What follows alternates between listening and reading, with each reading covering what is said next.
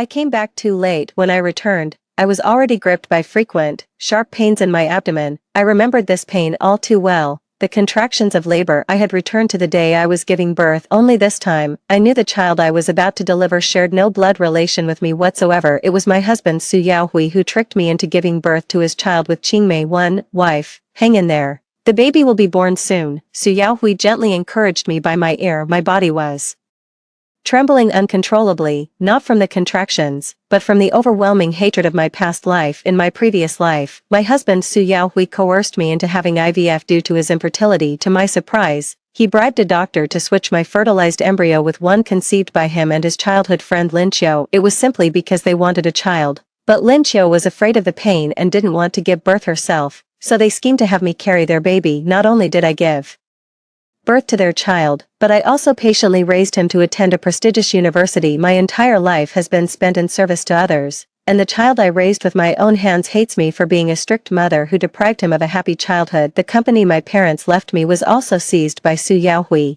becoming his personal property, and on my son's 18th birthday, I was pushed to my death by both him and his father. In the end, their family of 3 lived happily. The painful memories of my past life are still fresh in my mind. I tightly gripped Su Yaohui's hand, only to meet his gentle, loving, and worried eyes. In my previous life, I was deceived by such a pair of eyes, thinking his love was deep, but it was merely superficial. I touched my swollen belly, enduring immense pain. Perfect. I won't let a single one of them get away with it in this lifetime. Nurse, get me a nurse, now. I pressed the call button by the hospital bed. Honey, what's wrong? Are you in pain? Su Yaohui asked with deep concern. I pushed him aside and sat up, addressing the nurse. I've decided on a C-section. Get a doctor in here right now. When I was admitted to the hospital, the doctor found that my fetus was too large and recommended a cesarean section. In my previous life, Su Yaohui insisted that babies born naturally were healthier and smarter, coaxing me into opting for a natural birth. This resulted in severe tearing and left me with many postpartum complications. This time, I will not go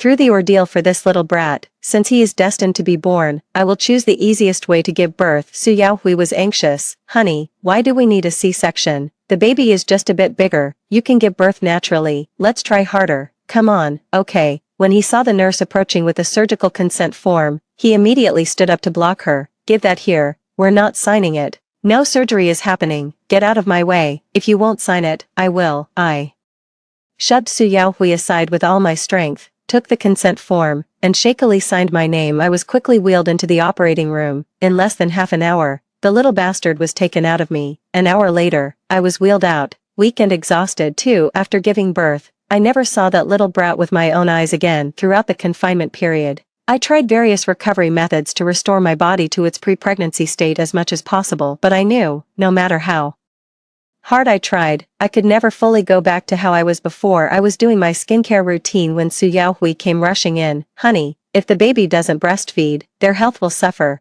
Why don't you try feeding them? I couldn't help but smile to myself as I listened to Su Yaohui. In my previous life, he insisted that I breastfeed, saying it was good for the baby and that breastfed babies have stronger immune systems. I breastfed for over a year, and my breasts ended up sagging and losing shape. This formula milk the child is drinking is excellent. It's not far off from breast milk, I said coldly. Su Yaohui's tone carried a hint of blame. Honey, how can a mother not breastfeed? How could you bear to do that? I don't have any milk anymore. I took a medication to suppress lactation a couple of days ago. Besides, plenty of babies start on formula milk right after birth nowadays. If others can do it, why can't ours? Su Yaohui persisted. I asked my mom, if you're not producing enough, you can stimulate lactation. It's so pitiful for a baby to have to rely on formula. I don't want to breastfeed. Honey, you can't be this selfish. How am I being selfish? You haven't cared about me at all since the baby was born. I glared at Su Yaohui and asked angrily, don't you love me anymore? If that's how it is, I want a divorce. Su Yaohui was taken aback but quickly put on a smile. Why would I? Don't overthink it, honey. Our conversation fizzled out, and later, Su Yaohui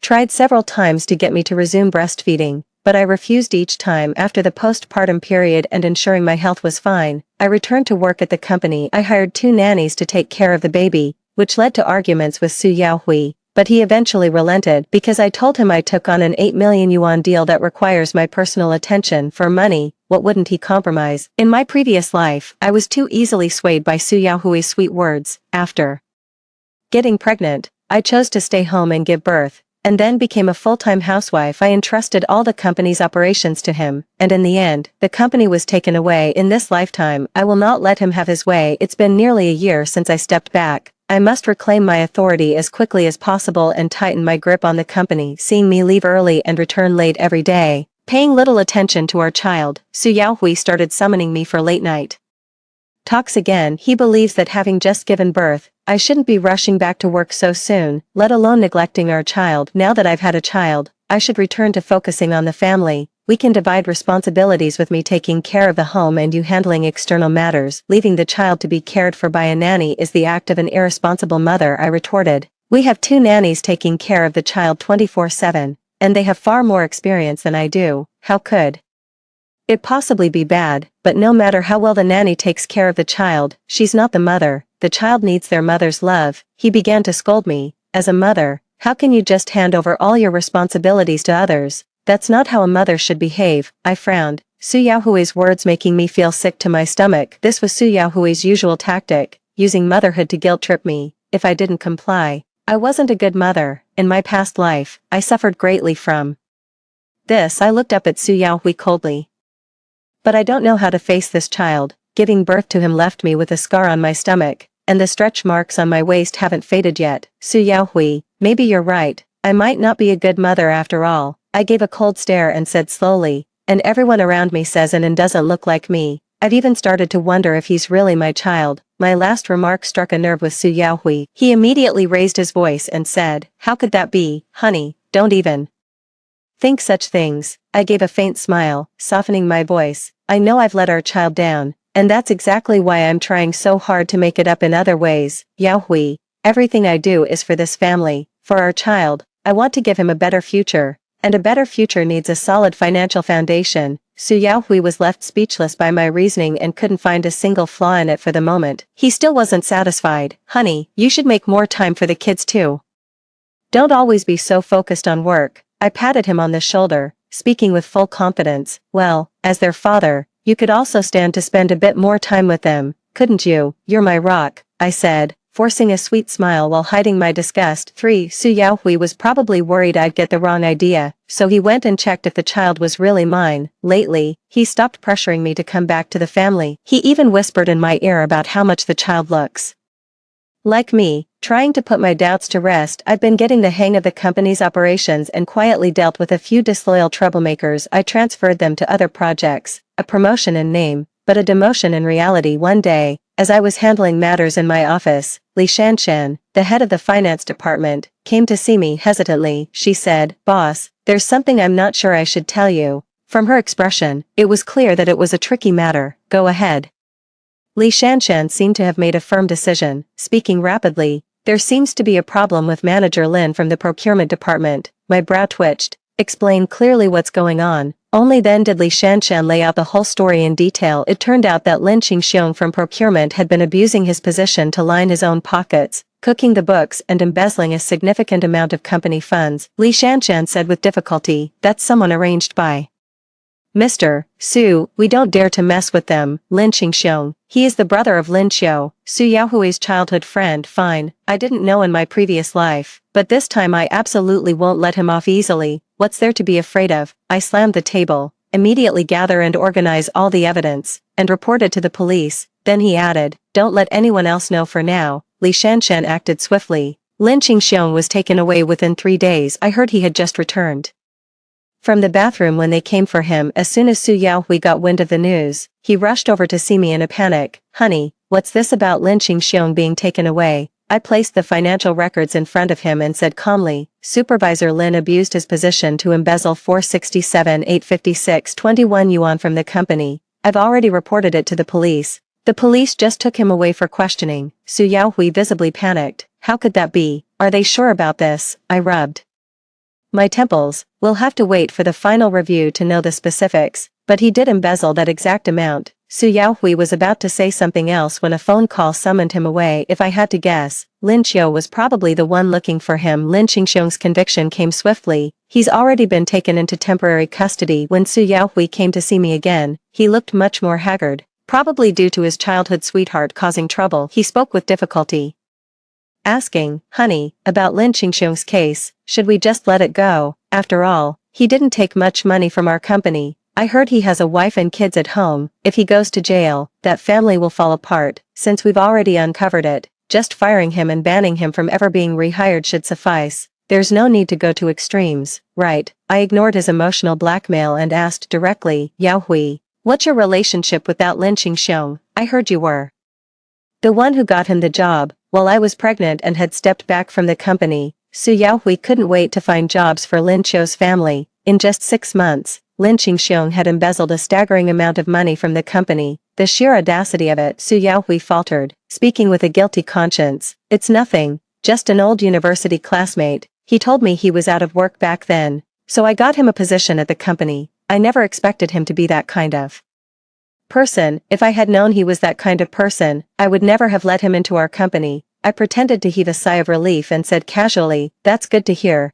The way you were pleading for him, I thought there was some special connection between you two." Su Yaohui wiped the cold sweat from his brow. "Nothing of the sort," he said. I said to him earnestly, "Yaohui, everyone misjudges people sometimes. I don't blame you for it, but you must understand, the company's money is our money. That 40,000 or so doesn't mean much to us, but we can't just let someone else benefit from it for free, and monthly expenses are around 50 or 60,000. This 40,000 can at least cover half a year. Isn't it better to spend it on our own child?" I subtly sowed discord without showing my intentions. Su Yaohui's eyes flickered, as if he was swayed by my words. After a long pause, he timidly asked, "Is there really no room for negotiation on this matter?" I nodded. "Yes, there is. As long as he can fill that hole, the company may consider not pursuing it further." A week later, Lin Qingxiong actually managed to get the money and was released on bail, and I certainly wasn't going to let it go that easily. I had my assistant compile Lin Qingxiong's illustrious deeds into a PowerPoint presentation and sent a copy to the HR departments of all the major companies in the industry. Let's see who would dare hire such a thieving rat who steals from his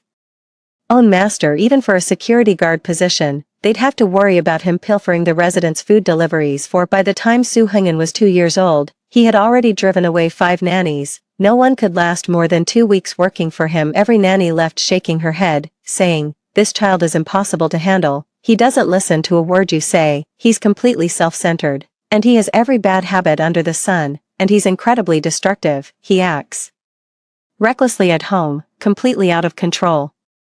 Doesn't even know how to respect others, and often hits or pulls people's hair. He frequently goes to the mall to play and breaks other people's things, for which I've had to pay a lot of compensation." Su Yaohui says I'm too lenient with the child. I said I can't bear to see the child suffer. None of that matters to me. If the nanny leaves, we'll just hire another one. All I want is for Su Hengyan to have a happy, carefree childhood where he can be himself. In my previous life, I noticed Su Hengyan had many flaws in his character. It took immense effort to correct them and guide him into a top-tier university. Without my discipline and guidance in this life, I wonder what kind of person he'll turn out to be. To my surprise, just as I had driven away the 6th nanny, Lin Qiu actually showed up to apply for the job. I remember in my previous life, she was Su Hengyan's elementary school teacher. I never expected her to appear so early in this life. She must have heard how disgraceful her son had become and came here to set him straight. Staring at that long unseen, detestable face, I struggled to suppress the torrent of hatred surging within me. My child can be a bit of a handful, a little mischievous. He might not be the easiest to look after, I said, feigning concern. Lin Qiu smiled gently. That's quite all right.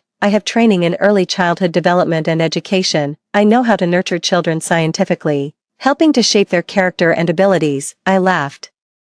That's wonderful to hear. It sounds like you're much more professional than the nannies we've had before, Lin Qiu said confidently. Absolutely. My university major was in early childhood education. You can rest assured, Ms. Gu, I'll take excellent care of him. Then, with great affection, she hugged the child close. Su Hengyan was also very happy, hugging Lin Qiu and exclaiming, "Beautiful, beautiful, I like it." I smiled and said, "It seems Anan also likes Miss Lin very much, so the child is in your care." Lin Qiu smoothly became the live-in nanny and moved into the room next to Su Hengyan's that very day. One night, while I was downstairs getting a drink of water, I happened to see Su Yaohui and Lin Qiu embracing in the dark. Su Yaohui gently patted her back. "Qiu, you've worked hard." Lin Qiu's voice, filled with happiness and sweetness, said, "Yaohui, I'm not tired. As the mother of the child, it's my responsibility to raise him well." She then kissed Su Yaohui on the cheek, and I think things are pretty good now. At least we're all together as a family of 3, Chiome, I won't keep you waiting long.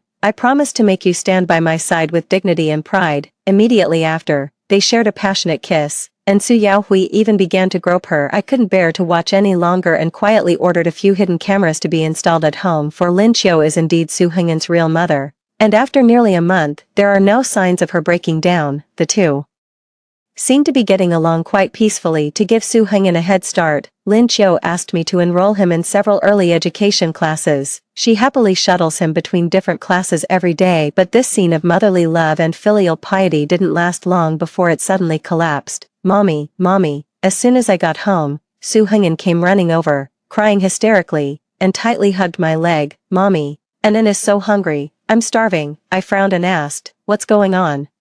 Isn't there any food at home? Su Hengyan wailed uncontrollably, tattling to me. Auntie Qiu is mistreating me, she won't feed me, you have to fire her, I don't want her anymore. Just then, Lin Qiu hurried over and explained, Miss Gu, that's not what happened. I wanted Anan to eat a nutritious meal, but he insisted on having fried chicken and burgers. Su Hengyan's voice was sharp, you're abusing me, not giving me food. You bad woman. I admired Lin Qiu's expression, a mix of anger and sadness, and softly said, Miss Lin, let the child eat whatever he wants, look how sad he's crying. Miss Gu, Lin Qiu urgently said, fried chicken and burgers are so unhealthy, how can Anan eat these things at only 2 years old? I smiled slightly, why not? A child's happiness is the most important thing. As soon as Su Hengyan heard it, he immediately stopped crying and cheered up, hurry and give him some, don't let him starve. Lin Qiu still wanted to argue his point, but I had already left them both and gone upstairs. In the days that followed, similar incidents occurred frequently. Lin Qiu went to great lengths to pick out an early education course for her son, but Su Hengyan lost interest after just a few sessions and refused to go. But Lin Qiu wouldn't have it.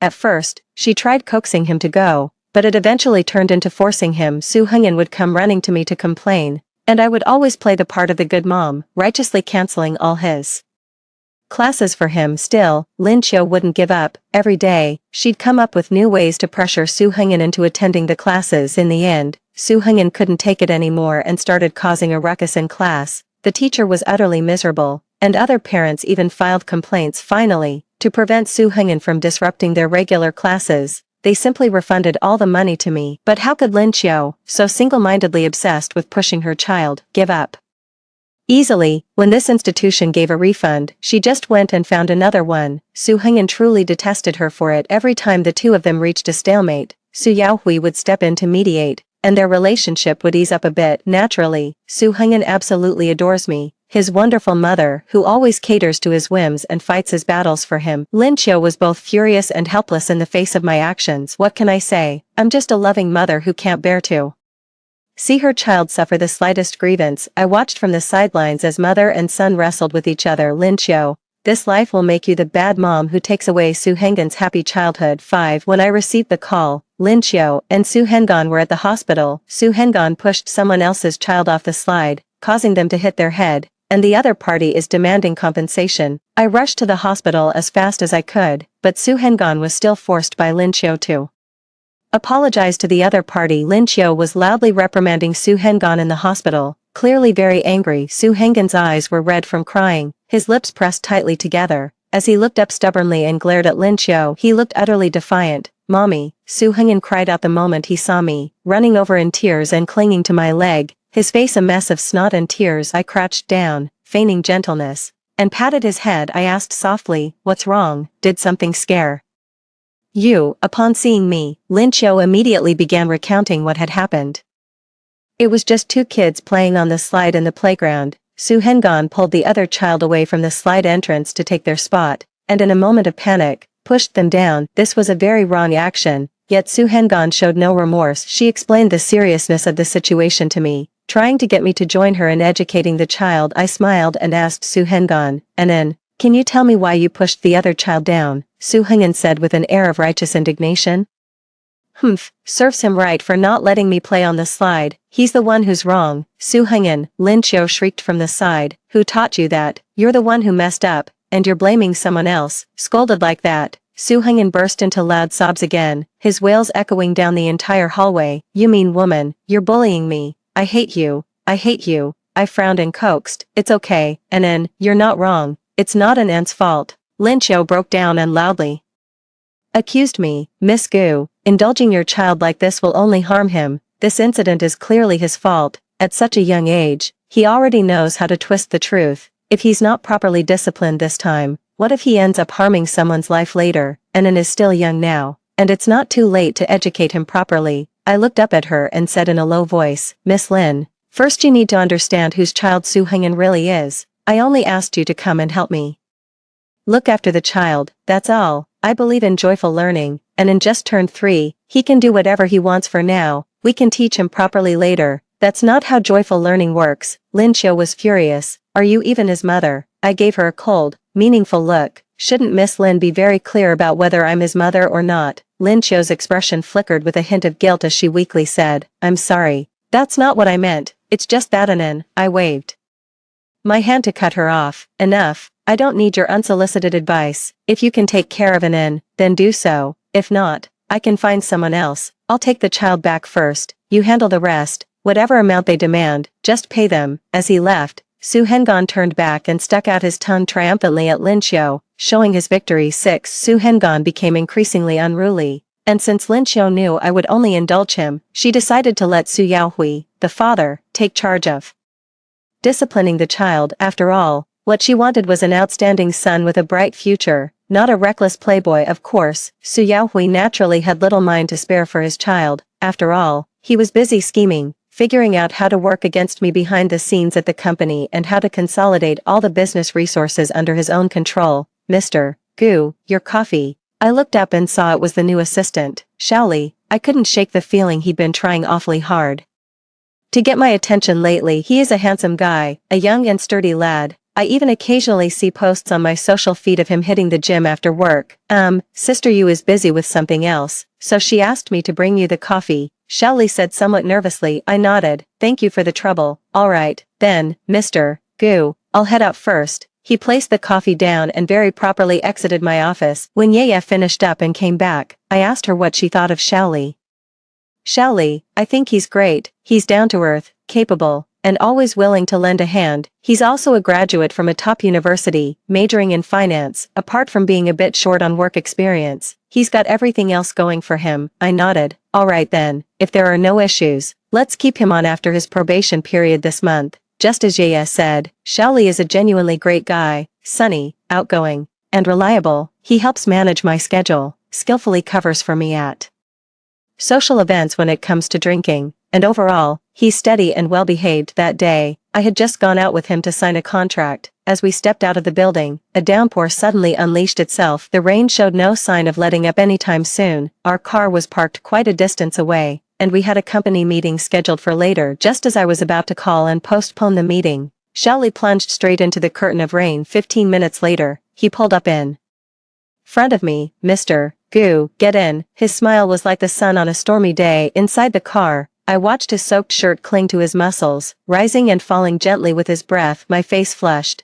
and I said softly, "What's your usual size? I'll have a change of clothes sent to the office for you in advance." Shaoli turned around, her smile dazzling and her eyes bright. Holding the little bird, she said with delight, "Mr. Gu, are you giving this coat to me?" I pursed my lips and urged, "Hurry up, I just don't want you to catch a cold on the way home. I'd have to put you on sick leave, too." That evening, I saw his social media posted 2 photos of the clothes I bought for him. Caption, "Getting drenched in the rain for you is my honor," followed by 2 ambiguous heart hand emojis. 7. Su Hengyan started kindergarten at the Central City Kindergarten, which Lin Xiao had gone to great lengths to secure for him. Just within 2 days, Su Hengyan was already called for a parent-teacher meeting. I gritted my teeth and went, only to discover that this time he had tried to pull down a girl's pants. Lin Xiao arrived before me, already furious after watching the surveillance footage provided by the teacher, and was scolding Su Hengyan off to the side. When Su Hengyan saw me, he went through his usual routine, wailing uncontrollably, clinging to my leg, and tattling all in one go. The kindergarten teacher waited until both sets of parents had arrived before organizing a meeting to discuss how to resolve the issue. The other child's parent charged toward us the moment they saw us, pointing a finger right in Lin Xiao's face and yelling, "You must be Su Hengyan's mother. What kind of upbringing is this? How could a child so young do something so indecent? Let me tell you, if you don't give us a proper explanation, this isn't over. For a moment, the atmosphere turned awkward, and a flicker of panic crossed Lin Qiu's face. The teacher timidly reminded, this parent, you're mistaken.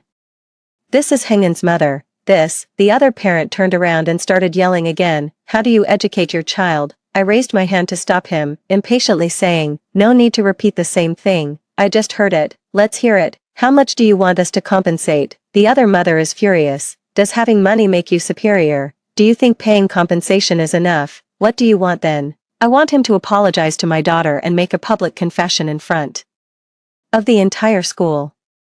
What if I refuse? Teacher, please expel this scumbag. Lin Qiu pleaded anxiously. No, please don't expel Anan, we'll apologize. With that, she grabbed Su Hengen and pushed his head down to force an apology. I won't apologize, you're all bad people. Bad people. Su Hengan struggled desperately, turned his head and bit Lin Qiu, then slammed his head hard into her abdomen and bolted out. Lin Qiu, ignoring the pain, chased after him. I looked at the family of 3 across from me and sincerely apologized. I'm sorry, my child has caused such great harm to your child. If you need psychological intervention therapy, I will cover all the costs. With that, he bowed deeply to them. Later, I also advocated for and anonymously sponsored a public welfare class at the kindergarten on preventing child sexual abuse. Naturally, attending Su Hengen kindergarten, the best in the city, was now out of the question. In his rush to get out, he jumped down the stairs and broke his foot. After returning from the hospital, he was confined to bed at home. He was just as restless and unruly all day long, constantly making a scene and throwing tantrums. His attitude towards Lin Qiu shifted from annoyance to outright hatred. The slightest frustration would make him scream at her. I hate you. Faced with such a child, Lin Qiu would seek out Su Yaohui every night to pour her heart out, her face constantly streaked with tears. But then one day, Su Hengen's attitude towards Lin Qiu suddenly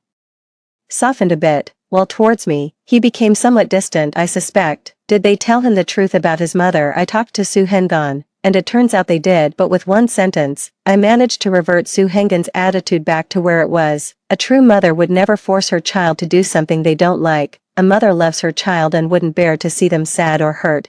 Over the past few years, my relationship with Su Yaohui has always been lukewarm, a constant push and pull, especially after Lin Qiu moved in. He was so busy with his passionate, secret affair with his childhood sweetheart that he paid me little mind. Frankly, I was glad for the peace and quiet. It saved me the trouble of making up excuses. Lately, for some reason, whenever Lin Qiu isn't around, he starts treating me with all sorts of tenderness and affection. He often brings up our past relationship. That day, after returning from the office and taking off my coat, I was wearing a silk halter dress. Suddenly, a pair of hands wrapped around my waist, and I was startled, my skin crawling with goosebumps. It was Su Yaohui. He pressed himself against my back and whispered in my ear, darling, you're back, what's wrong? I suppressed my disgust, quietly stepped out of his embrace, and faced him. Su Yaohui gave a tender smile. You look so beautiful today, sweetheart. Oh, wait, you look beautiful every day. He stepped forward and took my hand. Darling, it feels like it's been forever since we were last together. I frowned. Was this an invitation to the bedroom? I wanted a drink of water, but he tried to take my glass and kiss me instead. Just as Su Yaohui was getting carried away, a glass shattered with a loud crash from across the room. I turned my head and saw Lin Qiu staring at us in utter shock, her expression shifting through a whirlwind of emotions. Unbelievable, heartbroken, furious, and desperately trying to hide it. Looking at Lin Qiu's appearance, her hair half undone, wearing loose loungewear, her complexion sallow and wan. Over the past 2 years, Su Hengen had worn her down to the point of exhaustion. Any trace of her former radiance was long gone. As for me, after giving birth, I never had to raise the child myself. I focused entirely on my career and took meticulous care of myself, dressing impeccably every day.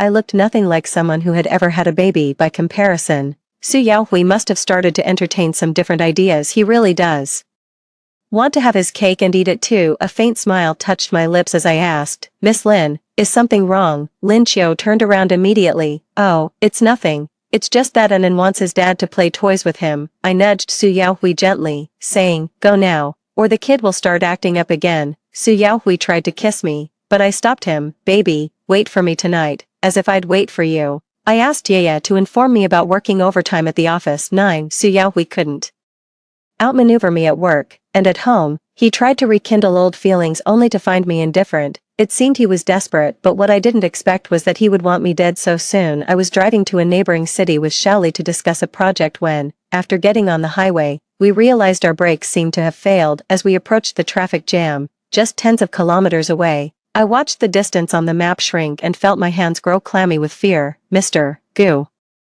Don't be afraid, we'll call the traffic police, and they'll help us solve the problem. Xiaoli gripped the steering wheel tightly, his hand veins standing out even though he was scared himself. He kept comforting me. The traffic police quickly found us an emergency escape lane and guided us in, clearing the way alongside. At the same time, we contacted the vehicle manufacturer's engineers to see if they could troubleshoot and get the brakes working in time. Yet, in the midst of this crisis, Xiao Li suddenly poured his heart out to me. He said he had liked me for a long time and really admired me as an independent, driven career woman. He went on about how much he liked me, but because I was already married with a child, he felt he had no choice but to hold back. Xiaoli gave a bitter smile. Boss Gu, I thought I could only bury these feelings deep in my heart, but now I have to tell you how I feel. Please don't feel burdened. If we get through this safely, we'll go back to being just a regular boss and employee. I steadied myself and said quietly, let's not talk about this now. Keep your eyes on the road. In the end, we careened onto the emergency escape ramp and the vehicle rolled over. Thankfully, the airbags deployed and we all escaped with only minor injuries. The car was towed away for repairs. However, the manufacturer called to inform me that this brake failure didn't appear to be a simple mechanical fault. It might have been caused by human intervention. I think I already have a pretty good idea why. 10 After returning, I exported all the recordings from the cameras at home. Su Yaohui thought he and Lin Qiu were safe after avoiding the cameras placed around the house, not realizing I had hidden cameras in every corner. Every time they did something behind my back, it was recorded clearly. Getting a divorce was a breeze. As the party at fault, he could hardly take any of my assets, but he wanted the child, and I chose to let him have custody. Although she didn't succeed in seizing my property, Lin Qiu was still overjoyed. After all, she could finally openly be with her lover and their child. Su Yaohui even tried to use the child to demand alimony from me. As for Su Hengyan, he found it hard to adjust to a simpler life and soon started clamoring to come back to me. At first, he thought living with his biological parents would bring him happiness, but it turned out to be a life of hardship. Gu Wan, and An is your child too. Don't think you can just walk away from your responsibilities because we're divorced. You must pay 100,000 yuan in child support every month, or I'll take you to court. Su Yaohui held his child and made a scene at my office, loudly accusing me, and then he even blocked my doorstep after work. I pulled a paternity test report from my bag and flung it in his face, sneering, Su Yaohui, you've got some nerve. We're divorced and you still expect me to raise your son. If you want child support, you'd better first confirm if your son is really mine. Su Yaohui, holding the paternity test report, was shocked and stammered, when did you find out? I gave a cold smile. What's done in secret will be known. Su Yaohui, after being deceived into being your and Lin Qiu's surrogate, do you really think I'd be foolish enough to raise your son? Be smart and get out now, or I'll call the community security. Su Yaohui was at a loss for the moment and left with Su Hengyan, feeling dejected. Before they had gone far, Su Hengyan broke free from his father's grasp, crying hysterically. As he ran over and clung to my leg, Mommy, don't you want an anymore? He cried, his face soaked with tears. Screaming in despair, I pushed him away forcefully, frowning and said, get away, I'm not your mom, and I never will be. Mom, don't leave An will be good from now on. Please don't abandon An. Su Hengyan's hand tightly gripped my pants. Didn't you say you loved An the most and couldn't bear to see An sad? I forcefully pulled away the hand gripping me, crouched down to look at Su Hengyan's face, and remembered the ugly and twisted face he had before my death in my previous life. Although he is still young now, I can no longer feel any pity for him. You're nothing but a bad seed born from my womb. I can't even find time to hate you, let alone love you. Su Hengyan cried even more desperately, and Su Yaohui had to exert a great deal of effort to take him away. Ding dong. My phone received a message from a private detective, containing relevant photos and videos. It recorded that Su Yaohui had tampered with my car the night before my business trip. I smiled faintly and silently handed over these evidence records to the police station. The rest will take care of itself. Su Yaohui will face a fair judicial trial without my intervention. 11. Su Yaohui was arrested and imprisoned for murder. Lin Qiu came to me in a heart-wrenching frenzy. Her eyes filled with hatred. She glared at me. You did this on purpose. You're getting back at us, aren't you? You've not only destroyed my child but also put my brother Yao in jail. How vicious of you. I pushed her away, When you schemed to make me have a child for you, why didn't you think you were vicious? When you were trying to seize my company's assets, did you ever stop to think how vicious you were being? When you were plotting to take my life, did it ever occur to you how wicked that was? I'm merely ensuring you face the consequences you deserve. Ah, Lin Qiu tried to grab me.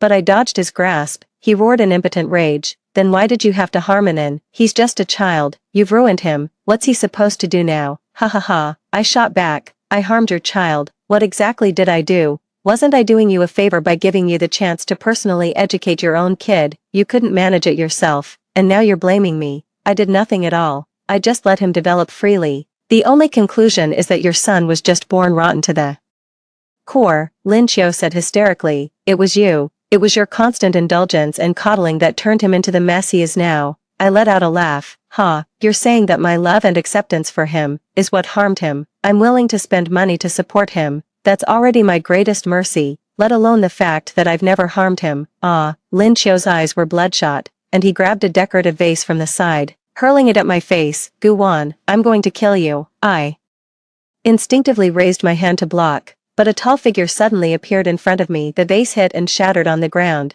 and I saw Xiaoli wincing in pain. Boss, are you okay? Xiaoli asked tremulously. I frowned and helped him up. Why did you run over to block it for me? Xiaoli grinned. If that vase had hit your face, it would have ruined your looks. I couldn't bear to see that. I pulled Xiaoli over, looking at Lin Qiu, who was already restrained by security, and said coldly, call the police, charge her with intentional assault. No, please, Gu Wan, I beg you, let me go. Anan can't live without me. Anan is waiting for me to come back. Lin Qiu screamed in panic. 12. I watched Lin Qiu being taken away, my face expressionless. The psychological burden from my past betrayal and death had finally eased significantly, although I loathed their entire family with every fiber of my being. I knew I could never bring myself to do something as extreme as Su Yaohui did, murder.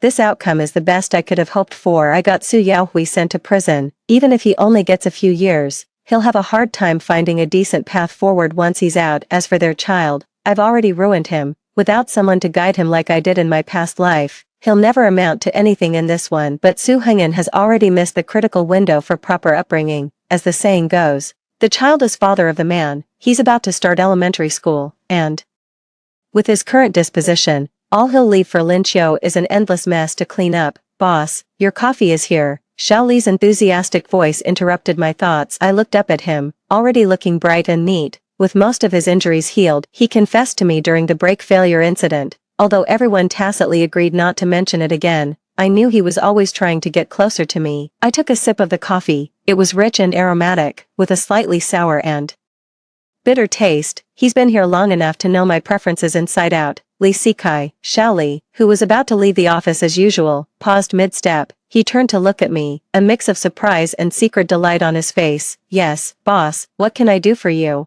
I watched as the light in his eyes dimmed slightly. Li Sikai, is that really your name? Li Sikai laughed and shot back. If it's not my name, then whose is it? I dropped the subject of his name and moved on to another. I know you approached me on purpose from the start. Perhaps you know my ex-husband, Su Yaohui. He planned to use you to get evidence of my infidelity so he could take my assets. But it seems you didn't want to follow his plan halfway. You had your own intentions. Yes, that's right. Li Sikai showed no panic at being exposed, instead stepping firmly toward me with deep affection, saying, after getting to know you, I found myself uncontrollably falling in love with you. I couldn't bring myself to hurt you. You fascinate me so much. At first, I knew you were married, so I chose to protect you. But now that you're single again, I desperately want to have you. Maybe my initial intentions weren't pure, but I have a heart that truly loves you. My eyes flickered. It's hard not to be moved when a handsome, sunny younger man offers you his sincere heart and has shared life and death moments with you. But I'm no longer that little girl who loses herself in the madness of love. How could I possibly believe again that a man could love me so purely? I gave a faint smile. Pure? If it were truly pure, why wouldn't he dare to use his real name in front of me? Zhang Shan. How could that be? Li Sikai visibly panicked. I placed all the documents I had in my hands in front of him. Li Sikai, originally named Zhang Shan. It wasn't because he changed his name, but because he had assumed someone else's identity. The original Li Sikai had been missing for years, so the degree he used actually belonged to Li Sikai. He himself is just a graduate from a regular technical secondary school. The reason he managed to fly under the radar at the company for so long, appearing highly competent, is that all his proposals and plans were actually written by AI. They sound convincing on paper, but none of them are actually feasible. At first, I thought Su Yaohui had just brought him in to mess with me, but the more I looked into his background, the more suspicious it became. It was clear that after meeting me, he was no longer content with the meager reward Su Yaohui offered. What he wanted was the company and assets I held in order to quickly get close to me. He even went so far as to stage a high-speed chase with me that day. It was supposed to be Ye accompanying me to discuss the project, but Zhang Shanjing used some trick to hold her back, forcing me to take him along. He had actually known about my car's brake failure all along. Otherwise, how could he have noticed the issue as soon as we got on the highway and handled it? So calmly Zhang Shan looked at the documents on my desk, his lips pale as he asked, "You've been investigating me all this time. You were just playing with me." I smirked. "If your intentions were pure, why would you be so easily exposed? What do you want?" "I've already called the police." The moment I received the documents, I called the police. They have already arrived at the company building. I stood by the floor-to-ceiling window, gazing into the distance with a profound sense of calm.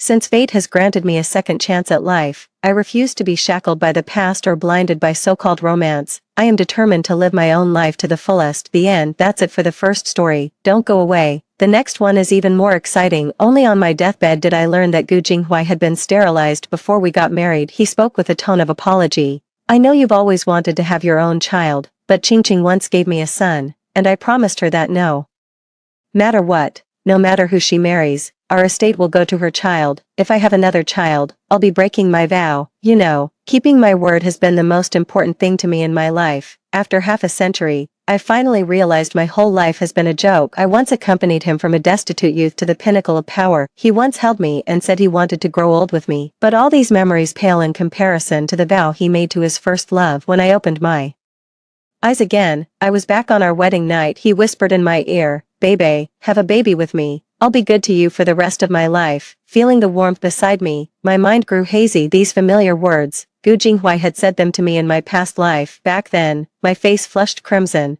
and I nodded shyly in response, full of anticipation for the upcoming married life. But the sweet days lasted only a few months, leaving behind chaos and mess. On the second day of our marriage, Gu Jinghui's mother, my mother-in-law, hinted that I should hurry up and give birth to a son for the Gu family. I knew that Gu Jinghui's father had passed away long ago, and he was the only remaining heir to the Gu family. Gu Jinghui's family is quite traditional, so it's perfectly understandable that they want a child. I like children myself, so I wasn't really opposed to the idea. On the contrary, I threw myself into it, tracking my ovulation cycle, hoping to conceive a child of our own as soon as possible. I tried countless methods, even downing all sorts of folk remedies his mother brought me without a second thought. Yet, my belly remained still. As time went on, my mother-in-law's attitude towards me soured. "Even a stone kept under the covers could hatch a chick. How come your belly can't even produce an egg?" Later, when Gu Jinghui climbed to the pinnacle of power in the business world, his mother went so far as to declare that he should take a mistress, so that an outside woman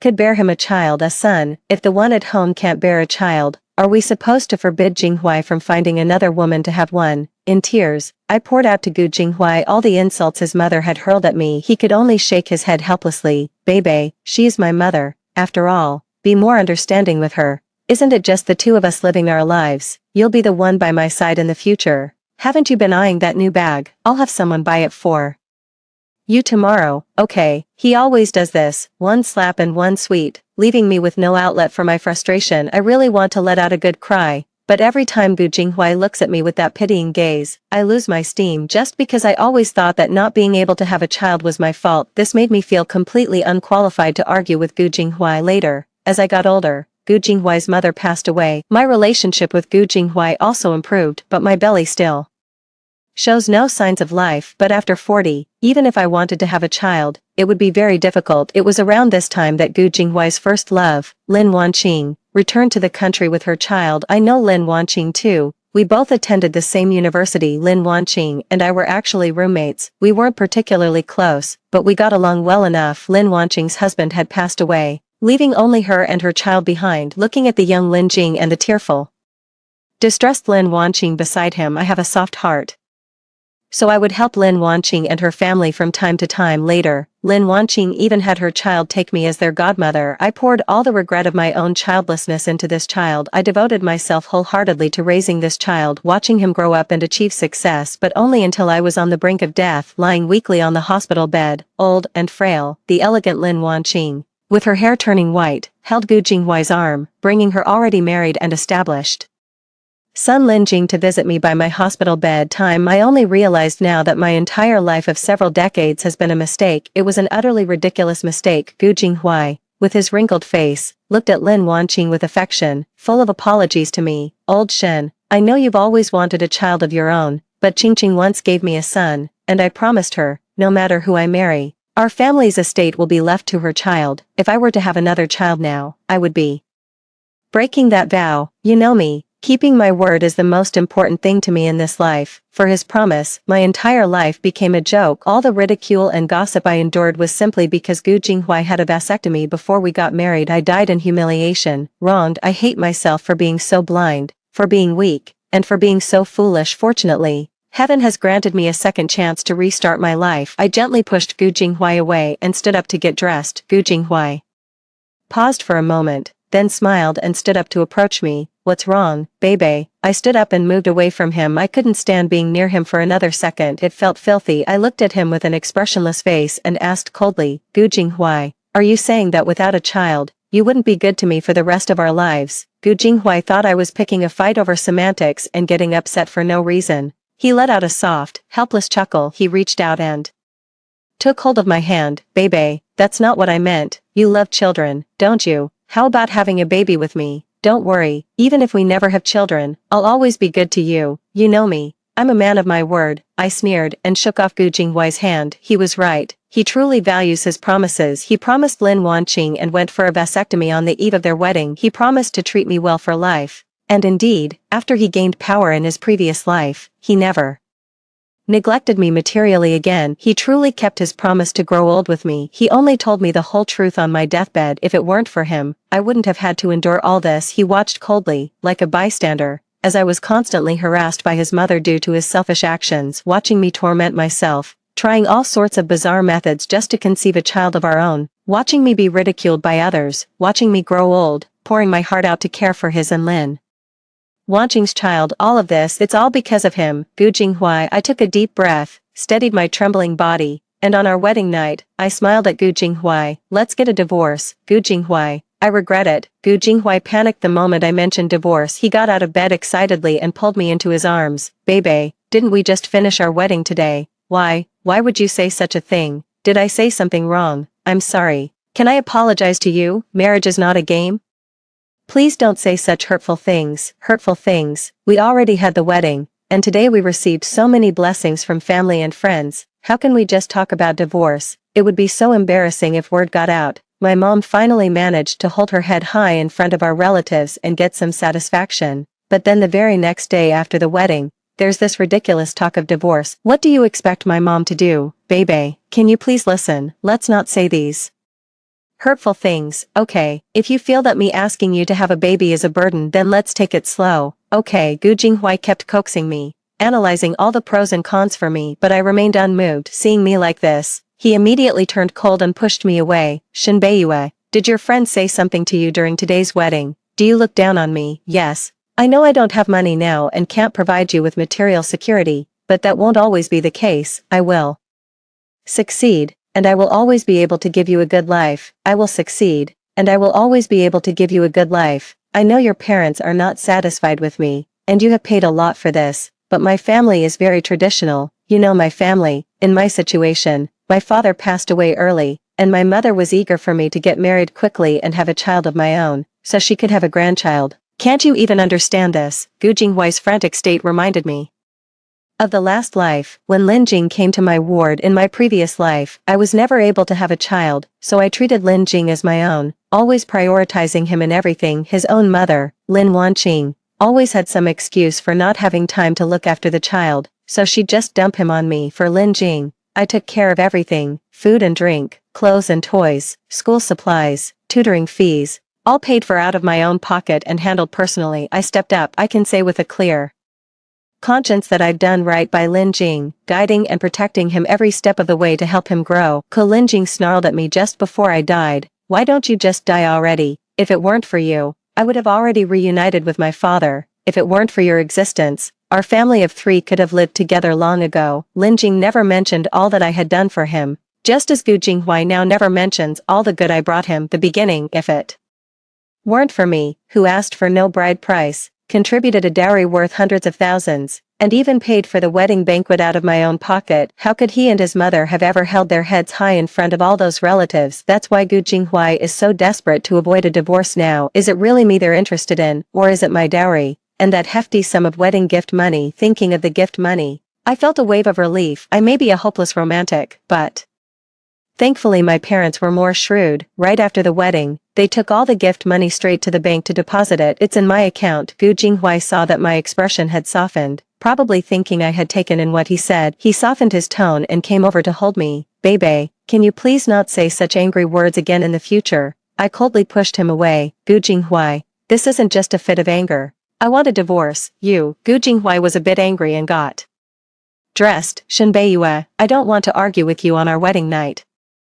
You should be alone and think things over. Gu Jinghuai left without so much as a backward glance. He was convinced I was just throwing a tantrum and that if he gave me the cold shoulder, I'd eventually come around. I couldn't be bothered to argue and simply locked the bedroom door from the inside. Heavy knocking sounded at the bedroom door at 6 in the morning. Jinghuai's mother was shouting loudly outside. Jinghuai, why did you suddenly lock the bedroom door? Didn't I tell you not to lock it?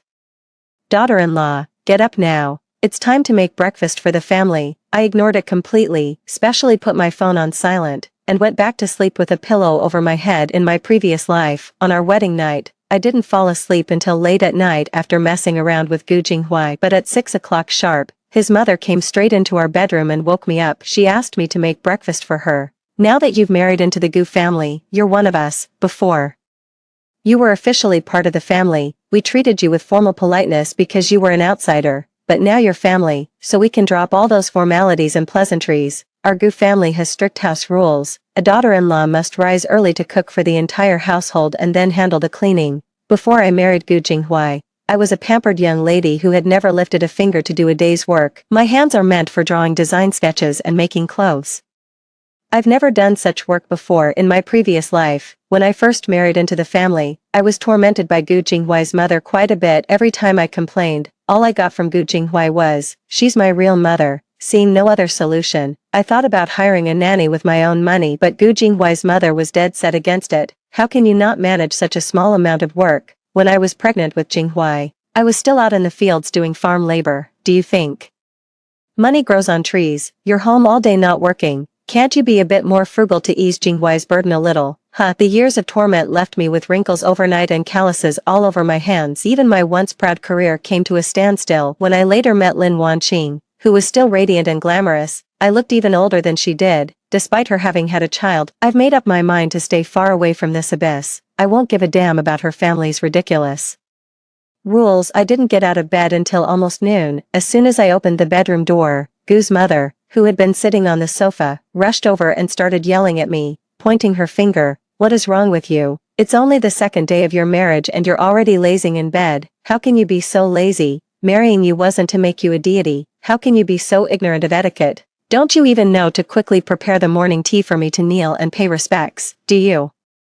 And this breakfast, look at what time it is. I'm starving. Jinghuai has already gone to work, yet you're still lazing in bed. You didn't even cook for him. Where's the demeanor of a wife? Shenbeiyue, are you listening? You're part of the Gu family now, and you will abide by our rules. Hearing the same words from my past life, I scoffed, brushed the old lady's hand away, and walked to the bathroom to wash up. After washing up, I carefully applied a full face of makeup and, without a backward glance at the cursing Mrs. Gu, walked out of the Gu residence. I took out my phone, ignored the dozen or so missed calls from Gu Jinghuai, and dialed a number that had been sitting untouched in my contacts for years. I called him. Lu Nanchen, I saw your name on the sign-in sheet. You're back, right? I heard you just started dating someone new, a girl named Lin Wanqing. Is that right? In my past life, Lin Wanqing came back around this time. I remember. There was also a fashion show. I checked online last night, and it was indeed around this time in her previous life. Lin Wanqing's popularity soared after this fashion show. Soon after returning abroad, she got married later, her spouse passed away at a young age, and she inherited most of the estate. Returning to the country with Lin Jing to pursue her career, Lin Wanqing never mentioned her late husband in front of me, so in my previous life,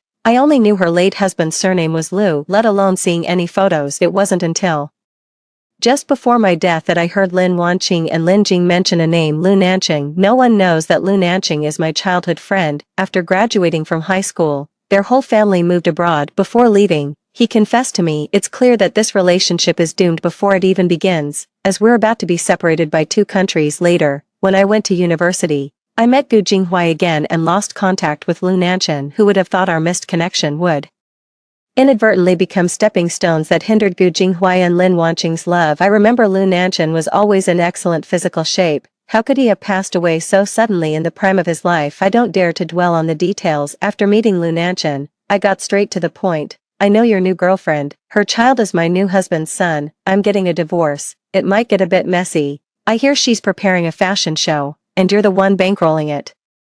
Right, maybe you should think this over. Lu Nanqing frowned and fell silent. I thought he didn't believe me. To my surprise, he looked up and asked me, wouldn't getting divorced so soon after marriage be bad for your reputation? Also, you absolutely should fight for what's rightfully yours. If it comes to filing for divorce, I can recommend a lawyer. And about your parents, if you're worried they'll be angry with you, I can talk to them for you. He seemed utterly unconcerned about who the father of Lin Wanqing's child was, nor did he care whether she loved him. His every thought was of me. Fighting back tears, I forced a casual tone and steered the conversation elsewhere. After catching up with Lu Nanqing, I made a trip back to the Gu family home first. I had just gotten home when Gu Jinghui returned as well. Irritated, he tugged at his tie, pushed open the bedroom door, and walked straight to my vanity without even looking up. Baby, where's your bank card? Let me borrow it. I stopped what I was doing, stood up, and looked at him. What are you doing? Gu Jinghui couldn't find it after searching the dressing table for a long time, so he had to explain to me. Didn't Wanqing return to the country? She's going to hold a fashion show in the country soon,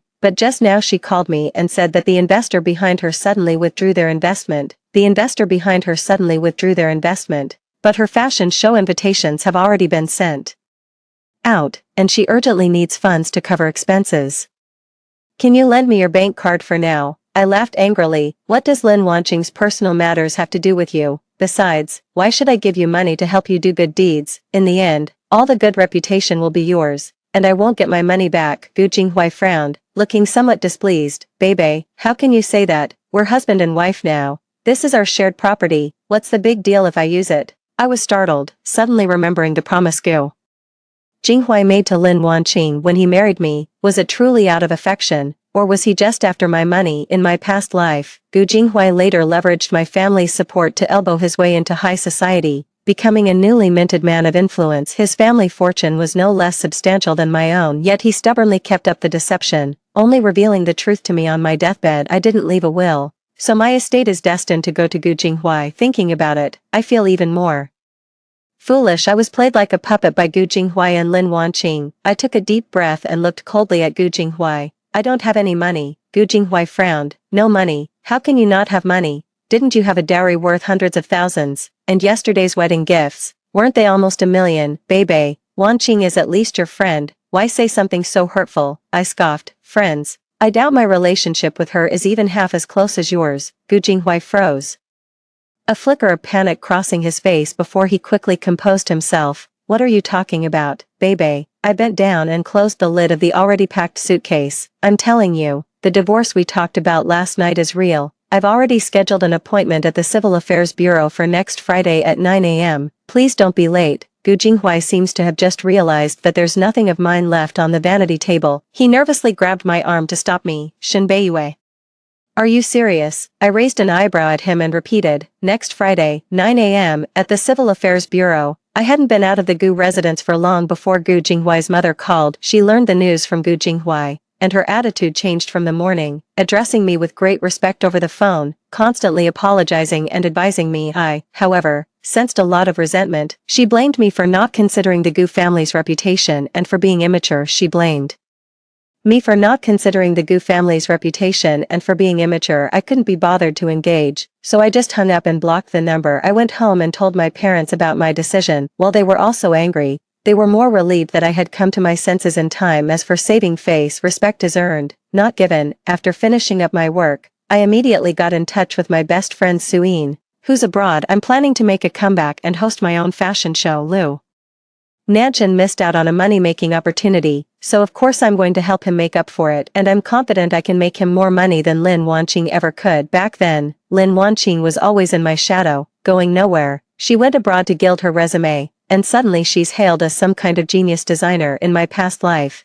if I hadn't given up my career for Gu Jinghuai and become a full-time housewife, that genius designer title would never have fallen into her lap. Suin rushed back overnight after finding out and started helping me design the fashion show. Fortunately, I was reborn at a good time, just after getting married. At this point, I hadn't completely given up on my career. Moreover, in my previous life, I had already planned to hold my own fashion show at this time. It was also because of a single sentence from Gu Jinghuai that I gave up my career and returned to family life. I found my previous design drafts at home and started a studio with Suin. Every day is a whirlwind of activity. Gu Jinghuai somehow got wind of it and came straight to our studio. He arrived with a cold expression, carrying an umbrella, looking travel-worn. The rain dripped onto the spotless tiles, making me instinctively frown. I have a bit of a cleanliness obsession, and Gu Jinghuai knows that, but now, he completely disregarded it, asking me coldly, "Do you know Lu Nanchan?" No wonder Gu Jinghuai forgot to hide it, rushing over here to interrogate me in such a hurry. I won't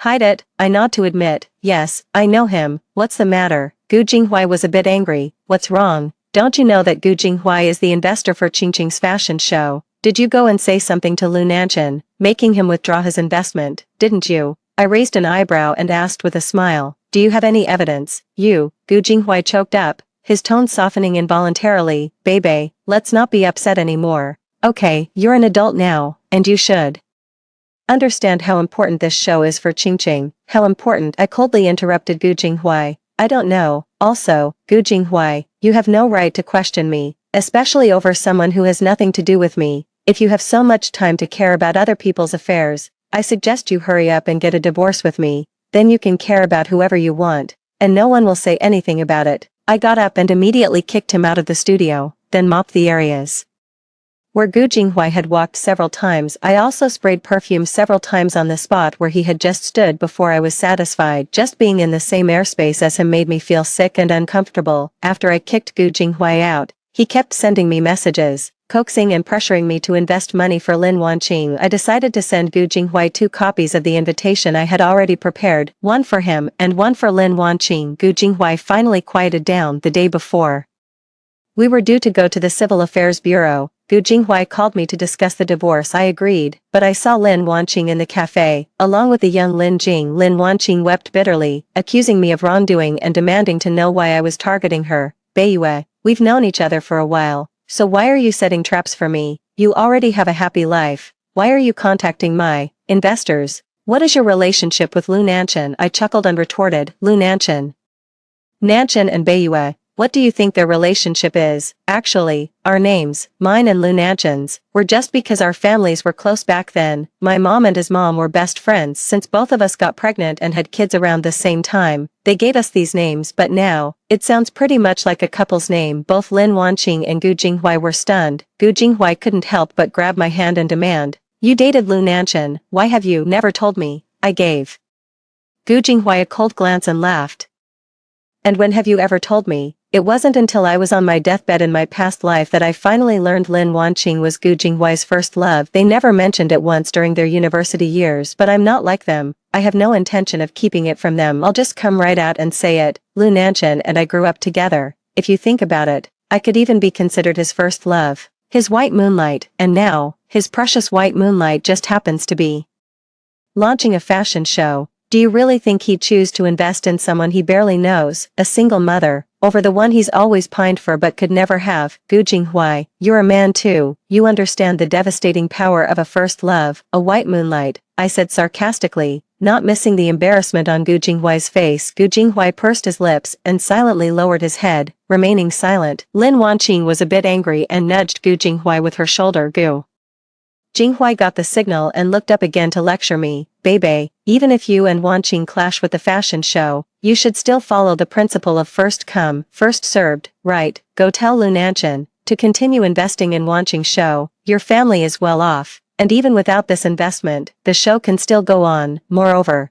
didn't we agree that after getting married, you would take care of the household and I would handle external affairs? Why did you suddenly decide to organize another? The show's over, I said with a smile. Well, I'm planning to get a divorce, aren't I? Lin Wanqing was stunned. She looked at Gu Jinghui in disbelief and asked, "You're getting a divorce?" Gu Jinghui remained silent again, although he had no money or power now. That sense of pride and vanity in his bones was innate. He absolutely didn't want Lin Wanqing to know about his intention to divorce. I investigated Lin Wanqing after my rebirth. She and Gu Jinghui started dating in high school and ended up attending the same university, but they broke up soon after. The reason for their breakup was that Lin Wanqing's family disapproved of Gu Jinghui. Later, Gu Jinghui got to know me. I'm really struggling to tell if Gu Jinghui was just acting out of spite back then, trying to prove himself, or if he genuinely liked me when he confessed, date and marry me. I used to be ashamed of my past foolishness and even despised that version of myself, but after recently picking up my career again, I've come to understand, instead of dwelling on the past, why not live a different life? As for Gu Jinghui and Lin Wanqing, since they love each other so much, my divorce might even help them. Isn't their child Lin Jing resenting me for blocking their family of 3 from being together? It's uncertain whether Gu Jinghui, who is now at a standstill in his career and has nothing, and Lin Wanqing, who is about to fall from the peak, can still be as close and loving as they were in their old age. I took over Lin Wanqing's words and smiled at Lin Jing beside her. Right, we're going to the Civil Affairs Bureau to get divorced tomorrow. Didn't Gu Jinghui tell you? Well, that's true. We're just filing the application tomorrow. There's still a 1-month cooling off period. He's probably still holding out hope. Gu Jinghui, aren't you even curious about my reason for wanting a divorce? Gu Jinghui snapped his head up and asked me instinctively, what is it? I pointed at Lin Jing.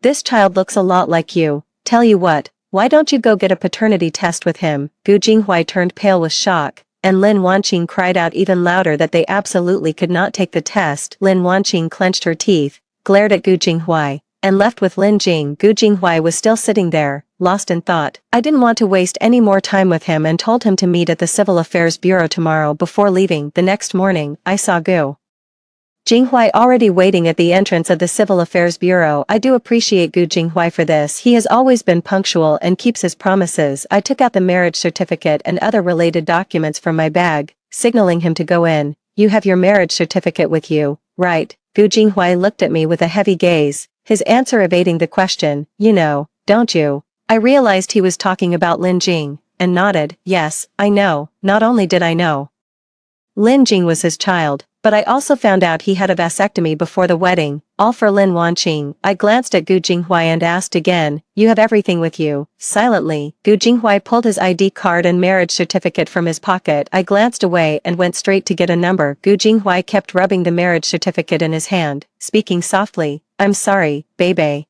I know it's too late for anything now, but it wasn't on purpose. Seeing that I remained silent, his tone grew somewhat urgent. I don't have feelings for Wanqing anymore. That time was just an accident. She called me, saying she was going abroad and wanted me to accompany her, stay with her. That night we got really drunk, and didn't take precautions. She didn't realize she was pregnant until after she went abroad. By the time I found out, the baby was already born. Bebe, the child is innocent. But my love for you is real. I know how it looks. I have nothing to my name. I kept this from you, and yet I still insisted on marrying you. It must seem like I'm only after your money. Otherwise, you wouldn't have specifically outlined the asset division in the divorce agreement. But I signed it, didn't I? I never intended to covet your wealth. Bebe, can you forgive me? Give me one more chance, please. Once my career takes off and I find success, I'll treat you right forever. You know I've always taken my promises seriously. I looked quietly at Gu Jinghui and let out a soft laugh. He is indeed a man who values his promises greatly. In my previous life, I accompanied him in his entrepreneurial journey, and he eventually amassed hundreds of millions in wealth. He truly lived up to his word, always treating me well. Does he love me? Perhaps he did at one time, otherwise, he wouldn't have been so good to me for decades. Does he want my money? I think he does. Without me and my family's support, how could he have succeeded so easily? For someone as selfish as Gu Jinghui, There's no real conflict between love and a desire for money. Seeing me smile, Gu Jinghui tried to continue speaking. Just then, it was our turn. I snatched the documents from Gu Jinghui's hands and handed them over to the staff. The staff asked us the reason for our divorce. I calmly said, "He's not capable. He had a child with his first love and even got a vasectomy at the hospital just before our wedding." Gu Jinghui was completely stunned when he heard me say that. The staff couldn't help but look up to examine this oddity named Gu Jinghui. Even after the staff finished the procedures and handed them to me, Gu Jinghui still hadn't come to his senses. I stuffed his documents into his hand. "See you in a month. I'll send you the exact time." After filing for divorce, I felt like a whole new person. I even found more motivation for work than before. I heard from Suyin that Lin Wanqing's fashion show went ahead after all. Gu Jinghui helped her with the funding. I heard Gu Jinghui took out a loan. Tisk, seeing how good Gu Jinghui was too. "You back then, I really thought he was your perfect match. Turns out he's nice to everyone." I remain non-committal. Gu Jinghui has always believed that the people around me don't approve of us being together, but that's not entirely true. All my friends have seen how good he is to me, and they've even told me how much he truly loves me. It's true my parents aren't satisfied with him, but their issue is with his family background and is difficult to get along with mother. I don't have much of an issue with him personally. Otherwise, how could my parents have been willing to spend so much money on my wedding? At first, after my rebirth, I always wondered if Gu Jinghui was like those gold-digging men, just after my money, and even conspiring with Lin Wanqing to set a trap for me. But as I calmed down and sorted through the past, I could only conclude that Gu Jinghui was a complex man. He was both selfish and remarkably generous. His selfishness was an instinct, always putting his own interests first, yet he was a man of his word, fulfilling his promises with a magnanimous spirit that extended to everyone. Human nature is inherently complex. Even after decades of knowing him, I still can't fully understand him. Suyin saw that I didn't react, so she nudged me again. "Hey, did you hear what I just said?" I looked up and asked, "Huh, what's up?" "That fashion show by Lin Wanqing, it was a total mess, and all the money went down the drain." I pursed my lips and checked online. It really was a mess. Maybe it's because she left Lunanchan. She can't even hire a well-known model now. The set design was a mess, and the layout was poorly planned. Many people began to question whether her genius designer title was something she had simply bought. After more than half a month, my fashion show finally launched. Although I sent invitations to Gu Jinghui and Lin Wanqing, neither of them showed up. It's a pity they all missed this brilliant moment of my success. After this fashion show, my name returned to the scene. Instead, Lin Wanqing's name gradually faded from the public eye. After handling these matters, the cooling-off period soon arrived. I scheduled a time and sent it to Gu Jinghui. Gu Jinghui has been much quieter lately. It's probably because I publicly exposed his dirty laundry at the Civil Affairs Bureau, which humiliated him. It also forced him to face reality. When we were finalizing the paperwork, Gu Jinghui was unusually quiet, not trying to persuade me to stay like he did last time. As soon as I got the divorce certificate, I happily took a photo and posted it on my social media. Gu Jinghui just gave me a quiet look, wished me happiness, and then left. But not long after, Suyin told me that Gu Jinghui and Lin Wanqing had gotten their marriage certificate. There will be a banquet later. I can't say I'm too surprised. It's normal for two former lovers who have fallen from grace to rekindle their romance, especially with a child as a bond. I'm just curious what Gu Jinghui, who is barely making a few thousand a month and is burdened with debt, will manage to do. They're having a wedding banquet, but I soon understood. Suyin, who knows where she found it, actually sent me a video from the day Gu Jinghui and Lin Wanqing held their wedding banquet. Their so-called wedding banquet turned out to be just a trip back to Gu Jinghui's hometown to have a meal with his relatives gathered around a single table. Gu Jinghui's mother always loved to show off in front of all the relatives. She demanded Lin Wanqing kneel down to kowtow and serve her tea. She kept laying down the rules, explaining how things should be done in the Gu family and how the daughter-in-law should behave. I can't understand why this old lady is so obsessed with these feudal customs. It was clearly over long ago. Lu Nanshan has been by my side all this time, helping me handle various matters. He even had the divorce agreement drafted by a lawyer for me. I didn't think too much about it, as I was busy with the fashion show at the time. He probably wanted me to focus on the fashion show for him, make money, but the fashion show ended, and he made a fortune. He doesn't seem to be leaving. I couldn't help but want to ask him, but Suyin pulled me aside and scolded me for being tactless. "Can't you see he still loves you, loves me?" I instinctively wanted to argue, but then it suddenly hit me. I'm no longer that housewife worn down by the years yet. I don't know if I have the courage to step into a new relationship again. Lu Nanshan could see my concerns, but he didn't say anything. just quietly stayed by my side. He would occasionally drop by my house for a visit. Eventually, even my parents urged me to accept him, but Lu Nanshan wasn't in a hurry at all. Instead, he asked if I wanted to go on a trip abroad. Come to think of it, I'd been nonstop since I got back, never really taking a moment to just relax and enjoy myself, so I agreed to Lu Nanshan's proposal. Lu Nanshan was over the moon and rushed off to help me with the visa application. Once the paperwork came through, we finalized our travel dates. Just before leaving the country, an unexpected person suddenly contacted me. I arrived at the cafe, but this time it was only Lin Wanqing. She calmly tossed the divorce certificate in front of me. I'd divorced Gu Jinghuai. I was a bit surprised. She and Gu Jinghuai were so deeply in love that even in old age, they would come to my ward to flaunt their affection and drive me crazy. It's only been a few months, and she's already divorced Gu Jinghuai. I raised an eyebrow and couldn't help but ask, "What about your child?" Lin Wanqing frowned, her expression one of utter impatience. "That burden, I've sent him back to his father. Gu Jinghuai is useless too. All he does is make empty promises. He can't even afford to buy me a bag. I found myself a European nobleman. I'm flying back to Europe with him next week." Shen Beiyue, so what if your family background is better than mine? Well, I still beat you, didn't I? I get it now. She invited me out today just to show off. I smiled and congratulated her, then got up and left. Talking to someone like her is just a waste of my time. She and Gu Jinghuai are actually quite similar. Both are profoundly selfish. For Lin Wanqing, the child is merely a tool, used to blackmail Gu Jinghuai into willingly giving her money. With Gu Jinghuai having no money, there's no longer any need to keep this tool around. Not long after I left the cafe, Gu Jinghuai called me,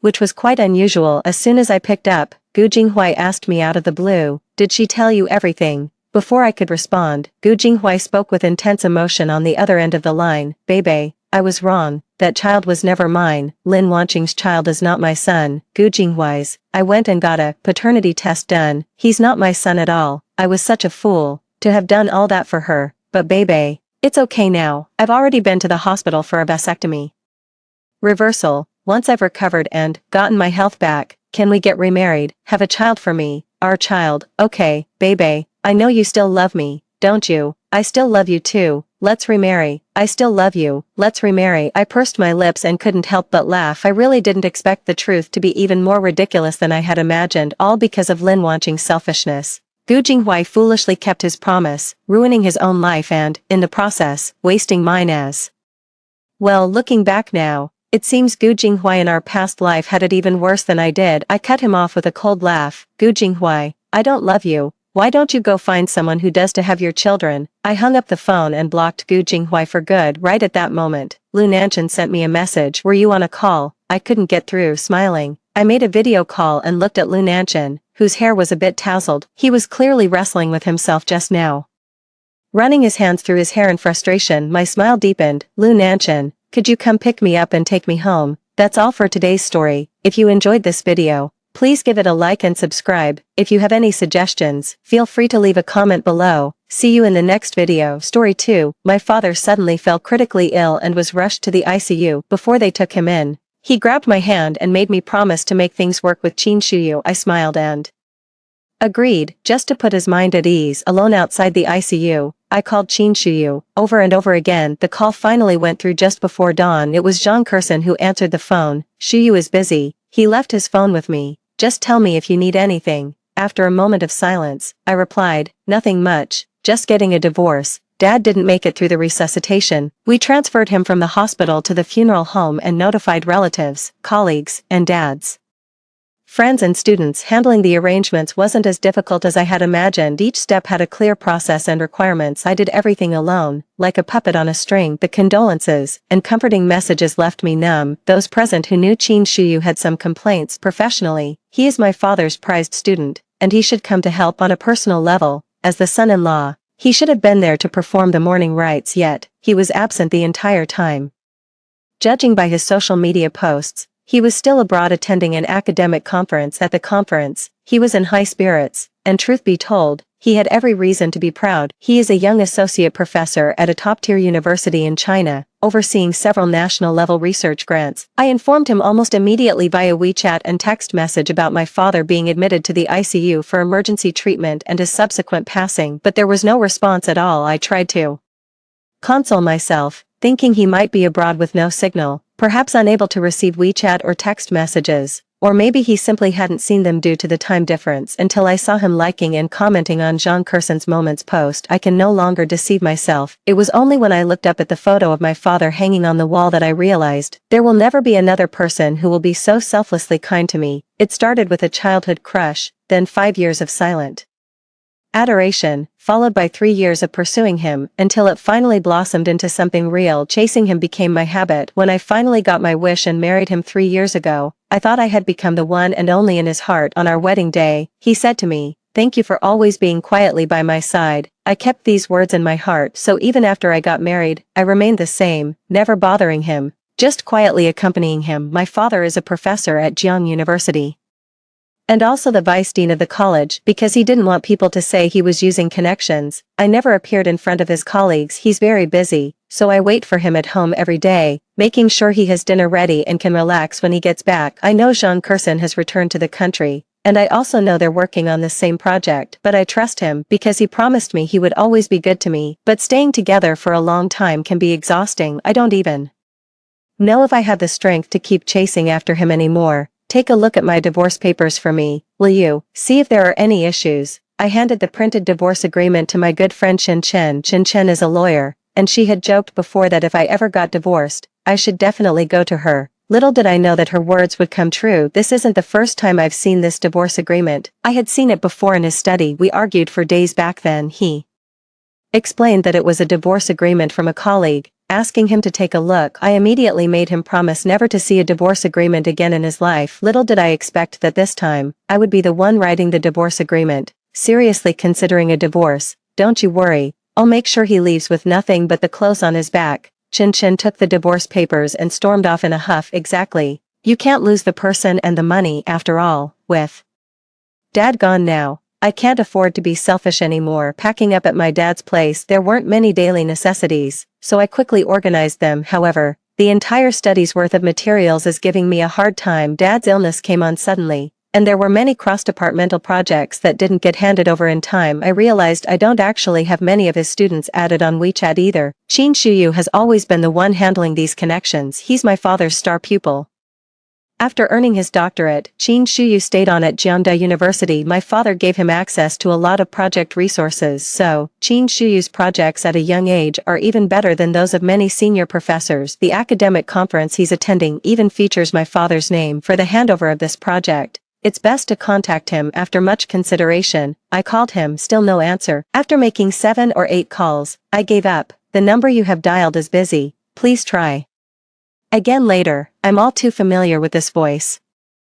The phone call didn't go through, and I'm not as angry as I was before. Now I just feel tired. I asked my dad's colleague to collect his documents. It was from his colleague that I learned Qin Shuyu's overseas conference project was a collaboration with the neighboring Normal University. The person in charge over there is Jean Kerson, who also went abroad to attend the meeting. I was stunned for a moment. Then it all clicked. No wonder, it was Jean Kerson who answered my call earlier. Back then, her voice was full of arrogance. Shuyu is busy, and he left his phone with me. If you need anything, just tell me. My dad's been admitted to the ICU. Please let him know and tell him to come back immediately. Got it. He's about to go on stage to speak. She cut me off before I could finish. Do you have anything else? They're starting to get impatient. Nothing much, just a divorce. We'll talk about it when I get back. I saw Qin Shuyu again a week later. As I left the dean's office at school, I ran into him. The dean had specifically called me in. He told me that according to school policy, I could work at the school if I wanted to. The dean smiled and asked me to go home and think it over carefully, then escorted me to the door. I saw him right there at the entrance. What are you doing here? Good afternoon, Dean. He walked right past me to greet the dean. Xiao Qin, if I remember correctly, you and your wife are a couple, right? When you go back, you might want to discuss the job opening with her as well. He nodded and followed him into the dean's office. I said a polite goodbye to the dean, avoiding his gaze. To my surprise, he suddenly called out to stop me. Wait for me. Let's go back together. I was stunned. For me, not seeing him this past week felt like an eternity, and he still looked the same. Even his tone hadn't changed. The words of concern sounded terrifyingly cold. Okay, I agreed to him. I didn't want to embarrass him in front of the dean, and I still needed to Discuss the divorce with him. I waited for him in the office for half an hour. I was so tired of waiting that I told him I'd just take a taxi back myself. I never expected that a torrential downpour would start outside just as I was hesitating at the entrance, wondering whether to go back. Qin Shuyu and the dean walked right towards me. Xiao Shen, you're waiting for Xiao Qin to go home together, right? Their team is having a dinner tonight. Mind if I join you for a meal? I shook my head. I wasn't going anyway, so why would I mind? Qin Shuyu saw the dean off to his car, then turned around and jogged back. Rong-yi, I didn't have a chance to reply to your message earlier. Sorry about that. The dean will be at the gathering later. It's not good if you don't go. He's insisting I go because he's worried about how the dean perceives him. Seeing Qin Shuyu looking down anxiously, I don't want to see him like this. Okay, I'll go. I gave in once again. It's not for any other reason. I just want us to part on good terms. He cares deeply about his job, and I wouldn't go so far as to embarrass him. It wasn't until I got in the car that I noticed Zhang Kursen sitting in the passenger seat. Qin Shuyu turned around and explained, Kursen helped me a lot with a recent project, so she's here today. Seeing me waiting by the car, Qin Shuyu clearly felt awkward. Kursen, why don't you sit in the back, sister-in-law? I'm sorry. I'm used to sitting here. I'll get off and switch with you. Although she said that, Zhang Kursen showed no intention of moving. Before they could finish their argument, I directly sat in the back seat. I shook my head, reminding Qin Shuyu that if we didn't leave now, we'd miss the dean's car. It happened once before. I made a fuss and insisted on sitting in the front passenger seat. As a result, Qin Shuyu scolded me when we got home. He said I was being unreasonable, as it was just a seat. After all, looking back, it really wasn't that big of a deal. I sat quietly in the back, watching the heavy rain outside. I'm torn about whether to take the job at Jiangda University. The dean said I could choose between an administrative or a teaching position, but he would rather recommend an administrative position, since teaching positions have higher evaluation standards. I understood the dean's hidden meaning. Administrative positions are easy to get into, but teaching positions require real talent. For school matters, asking Qin Shuyu would definitely be better, but looking at the two people sitting in front, I didn't even feel like speaking. Zhang Kursen in the front was trying hard to find topics, but surprisingly, Qin Shuyu this time didn't respond to her as usual. Instead, he kept glancing at me through the rearview mirror and steered the conversation towards me. Unfortunately, this time it was me who didn't want to engage with him. Qin Shuyu possesses a kind of objectively handsome appeal. With a small head and broad shoulders, he has a clean, refreshing look and a youthful air about him. In casual clothes, he looks just like a college student. Today, he was dressed casually, and the moment he stepped out of the car, he was surrounded by students. I followed behind them, watching the whole group chat animatedly. I can't remember when it started, but following behind him became a habit of mine, and Zhang Kursen became the one standing by his side. Just like now, they naturally sat down side by side. As luck would have it, there weren't enough seats, leaving me as the odd one out. With everyone else already seated, I was still standing to the side, feeling completely out of place. Professor Qin, is this your new student? It looks like our academic family is gaining another junior sister. One of Qin Shuyu's students was the first to catch on and quickly added a seat for me. I was finally able to sit down. This is your teacher's wife, Mrs. Qin, you rascal. The dean's words silenced everyone present. A girl whispered softly, "Ah, I thought it was teacher Zhang." At the time, the hotel only had one room left, and they stayed together, because it was too quiet. Many people, including me, heard what the girl said. Qin Shuyu was sitting right across from me, his face filled with panic and worry. He probably feared I would make a scene right then and there. If it were the past, I might have really caused a commotion, but now, it doesn't matter anymore. I lowered my head and continued eating, pretending not to have heard. At the time, there was one less hotel room booked by the event organizers, so I helped Professor Zhang settle in first. Afterwards, I stayed somewhere else. He looked at me and explained. I smiled indifferently, turned back to my meal, as if it had nothing to do with me. Teacher Zhang isn't familiar with the area, so I accompanied her to the hotel. Everyone present probably felt awkward for Qin Shuyu as he kept explaining. Rong-yi, did you hear me? I know you're angry, but, I replied to him before he could even finish. I'm not angry, I understand. It's a new place, after all. I even started explaining things on his behalf. Don't you have any questions? Qin Shuyu asked me with a stubborn insistence. Was he only going to be satisfied once he'd made me angry? I shook my head. What's his problem? Picking a fight over something like this at an occasion like this? Let's eat, let's eat. In the end, it was the dean who stepped in to smooth things over. They quickly changed the subject and started talking about things I didn't understand. I just sat there quietly eating. Zhang Kursen across from us kept serving Qin Shuyu, but he didn't seem to have much of an appetite and barely ate anything. Just when we thought it would end like this, the dean suddenly brought up my father. Little Shen, it's such a pity about your father. Don't blame me for speaking out of turn, but Qin Shuyu should have rushed back even if he was abroad at the time. I nodded in response. I've gradually gotten used to my father being gone by now, like unraveling a cocoon.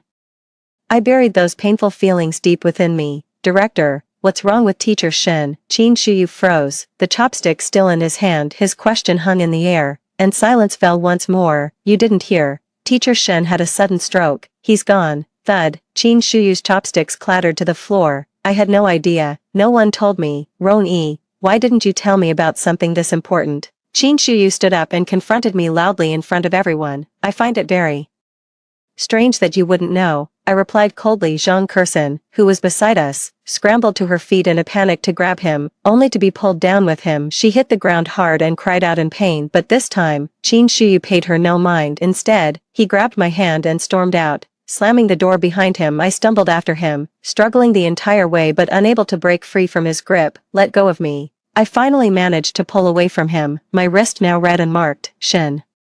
Roni, why didn't you tell me? How dare you keep our teacher's death from me? He was my teacher too. Everyone else knew, and I was the only one left in the dark. What do you even take me for? He confronted me weakly at the end of the hotel corridor. It was the first time I had ever seen him like this, but I don't feel the slightest bit sorry for him. All I know is, I did everything I could. He slumped down into a crouch and looked up at me. Why didn't you tell me? He repeated the same sentence over and over again. I wiped away the tears that had long since been beyond my control, my eyes devoid of any emotion. Calmly looking at him, I called, but it went unanswered. Finally, Zhang Kursen picked up the phone. She said you were about to go up to speak and that you were very busy. Qin Shuyu pulled out his phone with a look of utter disbelief. He frantically scrolled through his call log, his finger finally stopping at an entry from a week ago. At last, he saw the dozens of missed calls.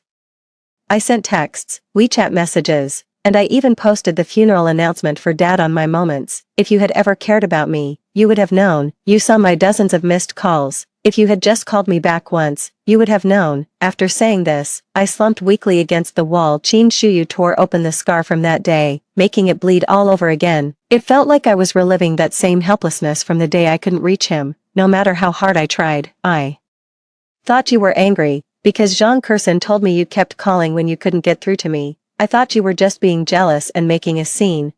Yeah, I would probably make a fuss over him and Zhang Kursen once. I went to Qin Shuyu's office to find him, but since I didn't have the password to his office, I had to wait outside. To my surprise, I ran into Zhang Kursen. She gave me a thorough once-over and then skillfully entered the password to his office, walking in as if it were her own place and even pouring me a glass of water. Shuyu and I have quite a few collaborative projects. Please don't mind. I opened my mouth, not knowing what to say to her, unable to wait any longer for Qin Shuyu. Just as I was about to leave, Zhang Kursen blocked the door and wouldn't let me go. She told me, no wonder Shuyu can't be bothered with you, sis. After all, you just scraped by for a degree abroad. We don't really have anything in common to talk about. I understood exactly what she meant in an instant. She was saying I'm not presentable, that Qin Shuyu finds me an embarrassment. I was genuinely furious and anxious at the time, but my better judgment told me not to argue with her. Move, I'm leaving. And what if I don't? I pushed Zhang Kursen's hand aside and walked straight out, and just then, Qin Shuyu saw it. Qin Shuyu frowned and ran over, pushing me aside to help Zhang Kursen, who was lying on the ground. That force couldn't have made Zhang Kursen fall even if she hadn't been steady. She could have leaned against the wall. Shinroni, if you have a problem with me, come at me directly. Don't target Kursen. She's here to help. Shuyu, your sister-in-law didn't mean it. She was just in a hurry to leave. Zhang Kursen looked at me provocatively, leaning entirely on Qin Shuyu. So, do you want me to apologize to you? I coldly stared at Zhang Kursen. Qin Shuyu helped Zhang Kursen to the sofa, standing in front of her as if afraid I might strike again. Shin Roni, don't you think you should apologize? Where is your upbringing? Yes, I have no manners. I hate how Zhang Kursen always attends various meetings with him. I'm jealous of how they always have endless messages to exchange every day. I can't help but check Zhang Kursen's social media to see her posts about attending various events with Qin Shuyu, but even so, I can accept it. I can be appeased too. As long as he explains to me when he comes back, as long as he tells me they are just work. colleagues, I always believe him, but this time, I still want to make a fuss with him. It's just that I can't make a fuss anymore. My father's departure made me realize I'm not as strong as I thought I was. I'm leaving. The divorce papers are in your study. Let me know when you've signed them. I went back to the private room to get my things and left without looking back. Jean Curson ran out after me, and to my surprise, she tried to pull me back. I'm sorry, you cut me off before I could finish what I was saying. Let go. With red-rimmed eyes, I scrubbed furiously at the spot where Jean Curson had touched me. Outside, the downpour continued unabated. I flagged down a taxi on the spot. Qin Shuiwei chased after me, tapping on the taxi window to talk. In the heavy rain, I couldn't hear what he was saying at all. Seeing the situation, the driver looked back at me, and I told him to hurry up and leave. The driver really stepped on it and took off without a second thought. My phone kept ringing non-stop in the car, watching the missed calls pile up and the 99 plus unread WeChat messages. I just felt exhausted. I'm going back tonight to pack my things, I replied to him, and he started sending me 60-second voice messages. Stop sending them. I got it. This is something he often says to me. I know better than anyone how powerful this phrase can be. The typing indicator on WeChat blinked several times. Finally, he replied with a simple okay. Actually, when we first got married, I told him almost everything. When I got complimented by an auntie at the market for being pretty, I would tell him. When my kitten at home gets all cuddly with me, I'll send him a video. When the sun comes out, I wash and hang out all the bed sheets at home and send him a photo. I thought it was a bit mushy at first, but he said he loves seeing these little updates. They bring him back to life during work. I know he's busy, so I don't expect an immediate reply. I'd be happy even if he just sent me a sticker in response when he sees my message. But later, when I got used to sharing my life with him, he started to find me annoying. From enthusiastic responses at first to gradually no replies, and then came that line, stop sending these. I get it. All desire to share vanished in an instant. So now, our chat history is just me asking if he's coming home, and him replying with a simple yes or no. Had a fight with your boyfriend, dear? My daughter's about your age. The taxi driver made small talk with me. If some boy ever made my daughter this upset, I'd break his legs. Seeing how indignant the driver was on my behalf, I thought of my dad. Even on his deathbed, my father told me to stay with Qin Shuyu. My father must have been really pleased with Qin Shuyu, wanting to entrust me to him for life. But now, it's me who wants to give up. In fact, I've known Qin Shuyu for a long time. My father is a university professor, and my mother is a renowned painter, and me, I'm the little freeloader they're stuck raising. Back then, I was a student at Jiangda High School. At Jiangda High, aside from legacy admits like me, everyone else was a genuine academic superstar. Qin Shuiwei was among the best of the best. He and Jean Curson, one was the top in science, the other in liberal arts. As for me, I was the top slacker. My plan back then was clear: coast through high school and wait for my dad to send me abroad without any pressure. I played every day until that day I went too far and got cornered by real troublemakers in an alley. Qin Shuyu must have been passing by and saw me. I thought someone like him, a good student, would never bother with me. In a desperate situation, I had to resort to any possible help. I called out to him for help, hoping he could find a teacher or someone else to rescue me. To my surprise, the seemingly frail guy smashed a bottle by the roadside and charged at me like his life depended on it. He scared off the gang of hooligans, but also scared me to tears. He came over immediately to check if I was hurt. Even his hands were shaking like a sieve. Thank you. My name is...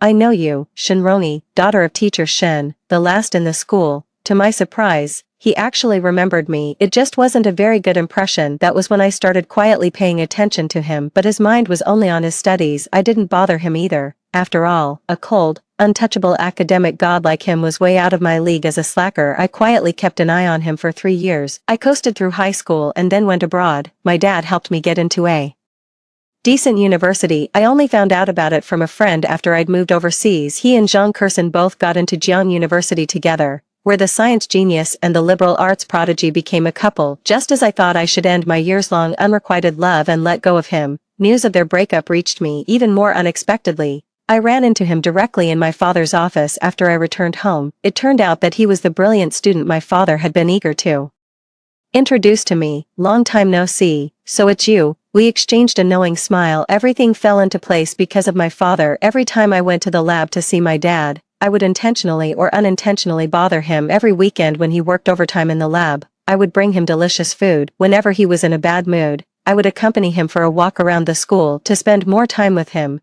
I moved into the faculty dormitory where my dad no longer lived during that time. We all tacitly avoided Jean Curson. Actually, I had heard about it too. When we graduated from university, Jean Curson broke up with Qin Shuyu in a hurry for some reason. She went abroad with her new boyfriend, while Qin Shuyu chose to stay at Jian University. It was over for them. Then it was me following Qin Shuyu around, chasing him noisily. After chasing him for 3 years, he graduated with his PhD, and we finally got together, just when I thought I could spend my whole life following Qin Shuyu. Jean Curson appeared again. Qin Shuyu met her again because of the intercollegiate social mixer. I knew they had this event that day. Even though I couldn't attend, I still insisted on picking him up. I waited outside for him to finish, and then he took me out to eat. I did have an ulterior motive. I want to openly claim my territory and let them know that Qin Shuyu is already taken. To my surprise, I saw Qin Shuyu and Jean Curson chatting happily as they walked out. That's when I felt a strong sense of crisis. Over the years, there have been no shortage of people showing interest in Qin Shuyu, but I wasn't worried at all. From our youthful acquaintance to our mature understanding of each other now, I know that practically no one could replace my place in his heart, but Jean Curson could. Back then, their breakup with Jean Curson was so abrupt. Perhaps neither of them has truly moved on. This kind of obsession and memory only becomes more entrenched with time. I returned home to find Qin Shuyu had already beaten me there. He was completely soaked and sat dejectedly in the study, looking at the divorce agreement. I grabbed a towel and tossed it to him. Wipe yourself off. If the agreement is fine, let's head to the Civil Affairs Bureau to register as soon as possible. Are you leaving tonight? I've been packing for days, planning to leave in the next day or two. I didn't expect him to come back today. Yeah. I went back to my room and pulled out the suitcase. It was pretty much packed. Wrong. I know I was wrong. Another half-hearted apology. I returned to the study, looking at him soaked, and his image strangely overlapped with the one who saved me in the alley back then. What I've always liked is the person who would risk everything for me, but this one in front of me is not the same person anymore. Tell me, where did you go wrong? I leaned weakly against the wall and asked him. It wasn't about forgiveness, but to see how much sincerity he still had for me. A flicker of hope lit up in Qin Shuyu's eyes upon hearing that. Because every time we fought before, I'd forgive him right after he explained himself. I promise, I'll definitely keep my distance from Jean Curson from now on. What she did this time was way out of line. I'll make her apologize to you. I'll come straight home after work every day, I swear. And weekends, I'll spend every weekend with you. Haven't you always wanted to go to the beach? We can go this very weekend. He said a lot. It seems he wasn't unaware of his overly close relationship with Jean Curson. He wasn't unaware that leaving work early to spend time with me would make me very happy. He also knew that I've always wanted to go to the beach with him on weekends. He knew everything. He just wasn't willing to before. So you knew all along. Qin Shuyu was stunned. 16, as smart as he is, he understood what I meant. This time, an apology won't solve the problem. With such heavy rain tonight, why not stay until tomorrow? He grabbed my suitcase, then locked both the suitcase and himself in the bedroom. I was momentarily stunned. Is he a child, still snatching things from others? Even if I stayed tonight, what's the point? I never expected someone like Qin Shuyu to act so shamelessly with me. He always appears calm and composed, aloof and rational, but tonight, I realized that I might not have fully understood him. I kicked the door,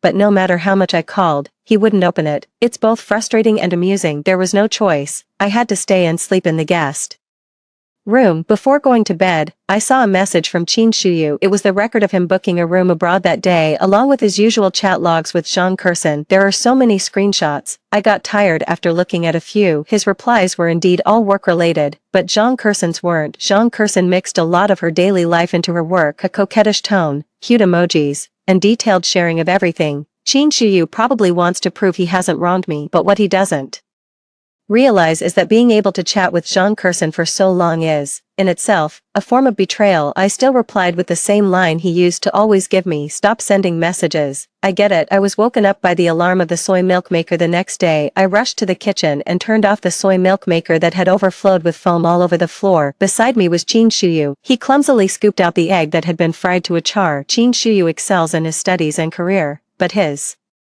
personal life is a complete mess. Rong-yi, you're up so early. I made you breakfast. Just wait a moment. No need. I'm not eating. I took the day off today. Let's go visit our teacher together. Then we can go to that restaurant you've always wanted to try. And in the evening, Qin Shuyu didn't pay attention to what I said. Instead, he went ahead and planned out our day. The cemetery is far out in the suburbs, and I don't want to go with him. I don't want to relive the feeling of saying goodbye to my dad alone again. No, I replied coldly. Rong-yi, if you don't like the breakfast I made, we can go out to eat. And then, I looked at him, my eyes devoid of any further emotion, leaving only irritation. Qin Shuyu, can't you understand what I'm saying? If you want to see Dad, you can go by yourself. He stopped what he was doing. Shinroni, you can't be unaware that if I don't agree, you can't get a divorce. Can you? He actually used the divorce to threaten me. Can you be reasonable for once? No, Shinroni, I just don't want to be reasonable. What about it? He once again changed my impression of him. I felt a bit carsick sitting in his car. I've never been a fan of strong-smelling things like perfumes, but for some reason, he had a heavily scented car diffuser in his car. The petal-shaped diffuser also had a small tag hanging from it, which read Gardenia Scent, a gift from Kurson. Qin Shuyu hurriedly took down the diffuser, but the smell just wouldn't dissipate.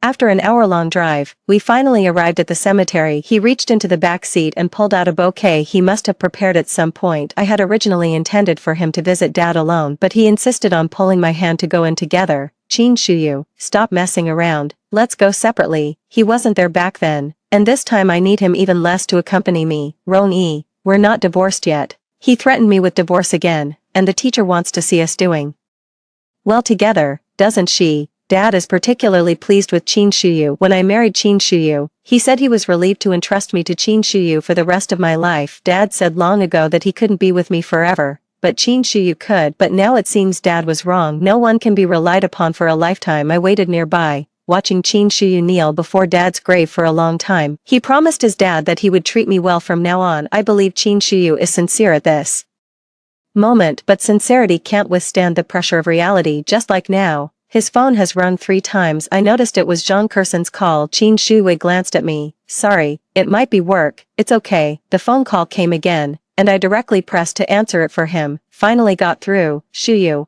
I took the students out for an extracurricular activity, and I didn't expect to get lost in the mountains. The signal here is bad. I don't dare to ask anyone else. Can you come and rescue me? Zhang Kurson's voice was loud, and it definitely sounded very panicked. Qin Shuyu asked for the address and the number of students, then hesitated and looked at me. Go, save her. I didn't need him to say it, I just let him go. It's my duty. I understand. Qin Shuyu hung up the phone. Let me take you home first. No need. Aren't we going in opposite directions? You go ahead. I'm fine. I'm not lying. I really am fine. After all, I managed to get through so much on my own back then. This really doesn't matter at all. After Qin Shuyu left, I told my father at his grave that I planned to divorce Qin Shuyu. The gentle breeze swept away the nearby leaves and cleared away the last trace of hesitation in my heart. I don't know if it's just my imagination, but I always felt that Dad had agreed. I'll just take a taxi directly to Jiangda University. Dean, I choose the teaching track. The dean looked somewhat troubled. He said that even with my master's degree from abroad, I wouldn't have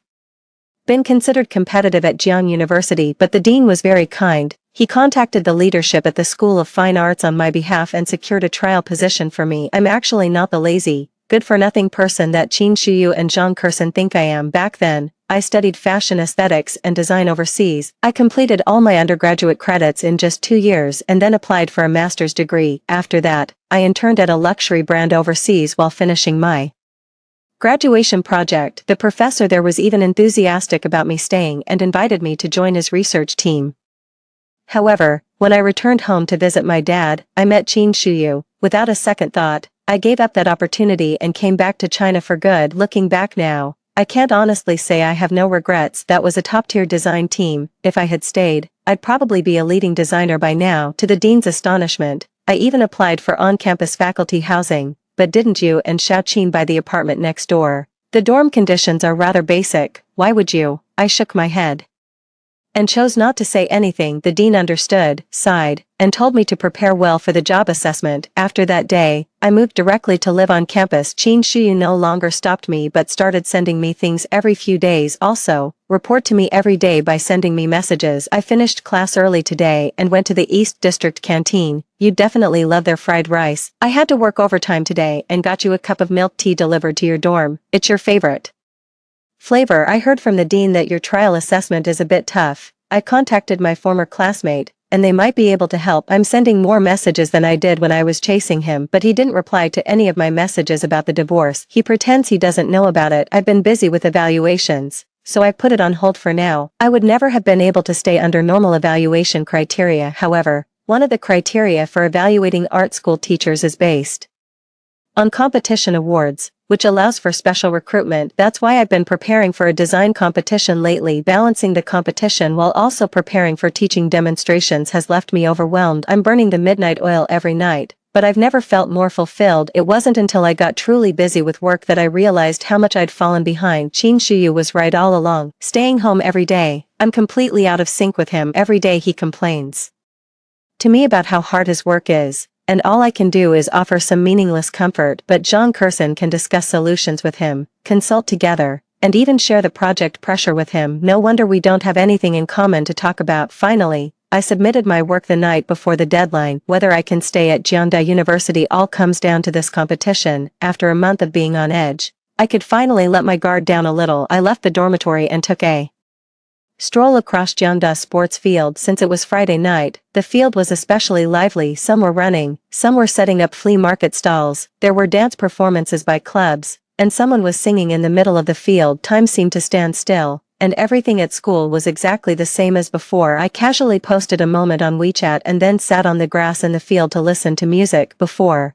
Qin Shuyu and I used to enjoy coming to the field on Fridays. I pestered him to buy me flowers, then borrowed a microphone in the middle of the field to sing for him. I was up there singing off-key, while he listened down below with a mix of helplessness and adoration, before finally escorting me down amidst the crowd's teasing. It all felt so familiar. Only when I saw the still 99 plus unread messages on my phone did I realize how long it had been since I last replied to him. When you don't care, you genuinely don't see the messages people send. No wonder he completely missed my messages back then. He still keeps up his daily check-ins with me. Just like before, I took a photo of the sports field and sent it to him. If you have time, come find me at the playground. I thought I'd have to wait a long time for him to reply, but to my surprise, he responded instantly. Rong-yi, I'm here. Turn around. I turned around and looked for him for a while. Finally, I spotted him on the other side of the playground. As I walked over, he stared at me for a long time. Long time no see. I nodded, not really in the mood for small talk, let alone reminiscing about the past. You look beautiful today. I was taken aback. I didn't expect him to say that. I've been so busy with that design draft that I haven't washed my hair for days. I'm wearing a hat to cover it up,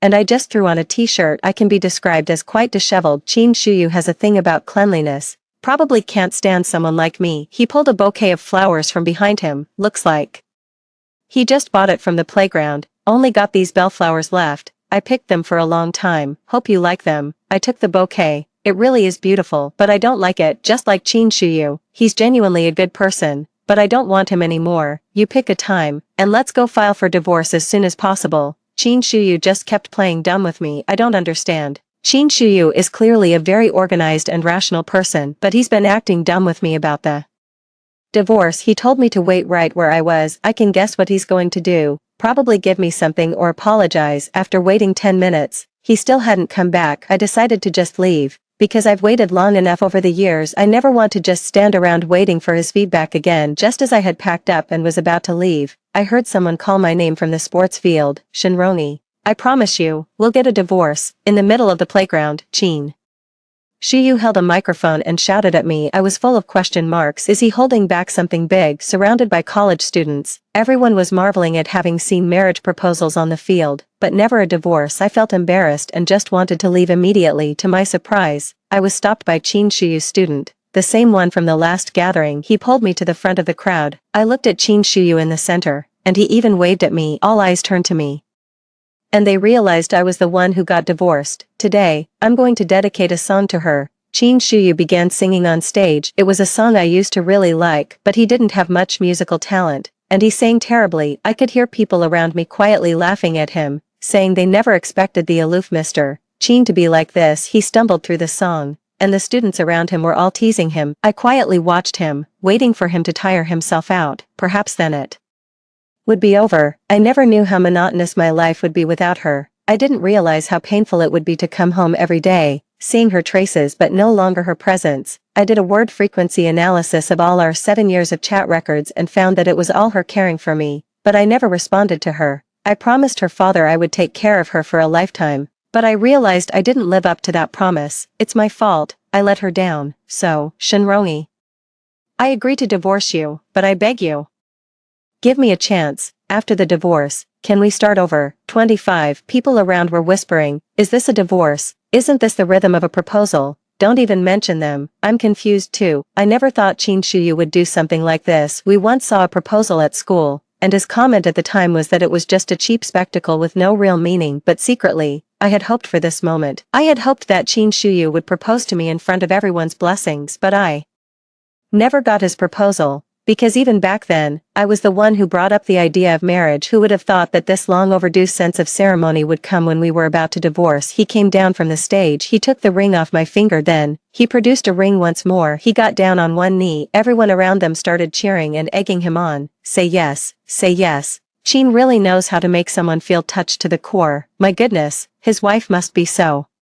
happy. Yes, it really is quite a surprise, but that's all it is. Just a surprise. I thought I would be happy, I thought I could forgive him, I thought I would impulsively agree to him, but I didn't. I fear repeating the past more than I am excited by the current surprises and romance. Once back to the mundane aspects of life, I can't go through everything again. I hesitated and didn't move. Qin Shuyu noticed my hesitation and didn't push me further. He put both rings away in front of everyone. He picked me up by the waist. I didn't struggle. Instead, I buried my head in his chest. Tears still stubbornly streamed down. All the grievances of these years poured out in an instant amidst the teasing of everyone. Qin Shuyu carried me away. He carried me out of the crowd and set me down. He pinned me against the wall, refusing to let me leave. Qin Shuyu, have you had your fun yet? He didn't answer, just stared at me. I turned my head, not wanting to look at him at all, but suddenly, he pulled me close by the neck and kissed me. This jerk. I was both angry and flustered, instinctively pushing him away, but he kissed me wildly, leaving almost no room to breathe. I was so weak from his kiss that I could only lean against the wall. I don't know how long it took, but he finally let me go. After being married for so long,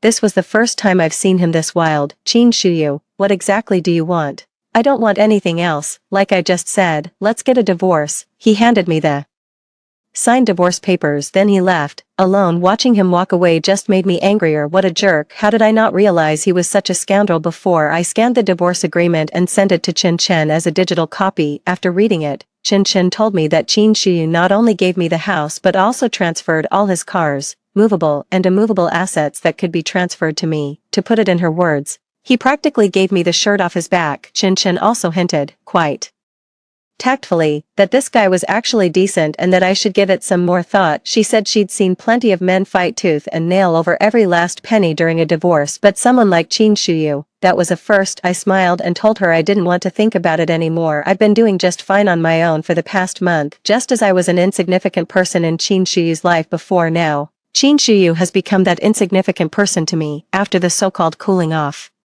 period for divorce, my relationship with Qin Shuyu is finally over. The design competition I participated in has finally announced its results. I won the second prize in the new talent design category. Although it's just the second prize, the high level of the competition allows me to stay at Jian University for now. I get along very well with the other faculty members at Jianda's College of Fine Arts. The students are also a lot of fun. Teaching them makes me feel young again. Some students even tease me after class, asking if Qin Shuyu is still pursuing me. Whenever I hear that, I just laugh it off. Funny enough, even though we're divorced, I see him more often than when we were still married. I often hear many students and teachers gossiping about me and Qin Shuyu. One reason is that Qin Shuyu is quite famous at Jian University. After that incident, almost everyone knew we were divorced. Of course, everyone knows Qin Shuyu is pursuing me, begging for a second chance. It's also because Qin Shuyu is always coming to the art academy to see me. There are almost always flowers from him on my desk every day. Sometimes during my classes, I'd catch a glimpse of him watching me from outside the classroom. He would even wait for me outside with an umbrella when it rained. What once felt like touching concern now only feels like a burden. At the art academy, I learned so much more and saw a wider world. I discovered more of my own potential and realized how foolish I had been back then. Life is treating me well these days. I'm doing what I love and have clear goals I'm working towards. I also plan to pursue a PhD. I got back in touch with the professor I studied under during my time abroad. When the professor learned I was interested in returning to my studies, he was delighted and sent me an offer. This time, Qin Shuyu stayed behind, and I walked forward without hesitation. The day before I left, I still reached out to Qin Shuyu. When he learned about my plans to study abroad, he opened his mouth as if he had a lot to say, but in the end, he only wished me all the best. I can see he's letting go of me, too. That's for the best. After all, we shared a journey, and I have no regrets about our time together. From now on, we go our separate ways with peace and goodwill.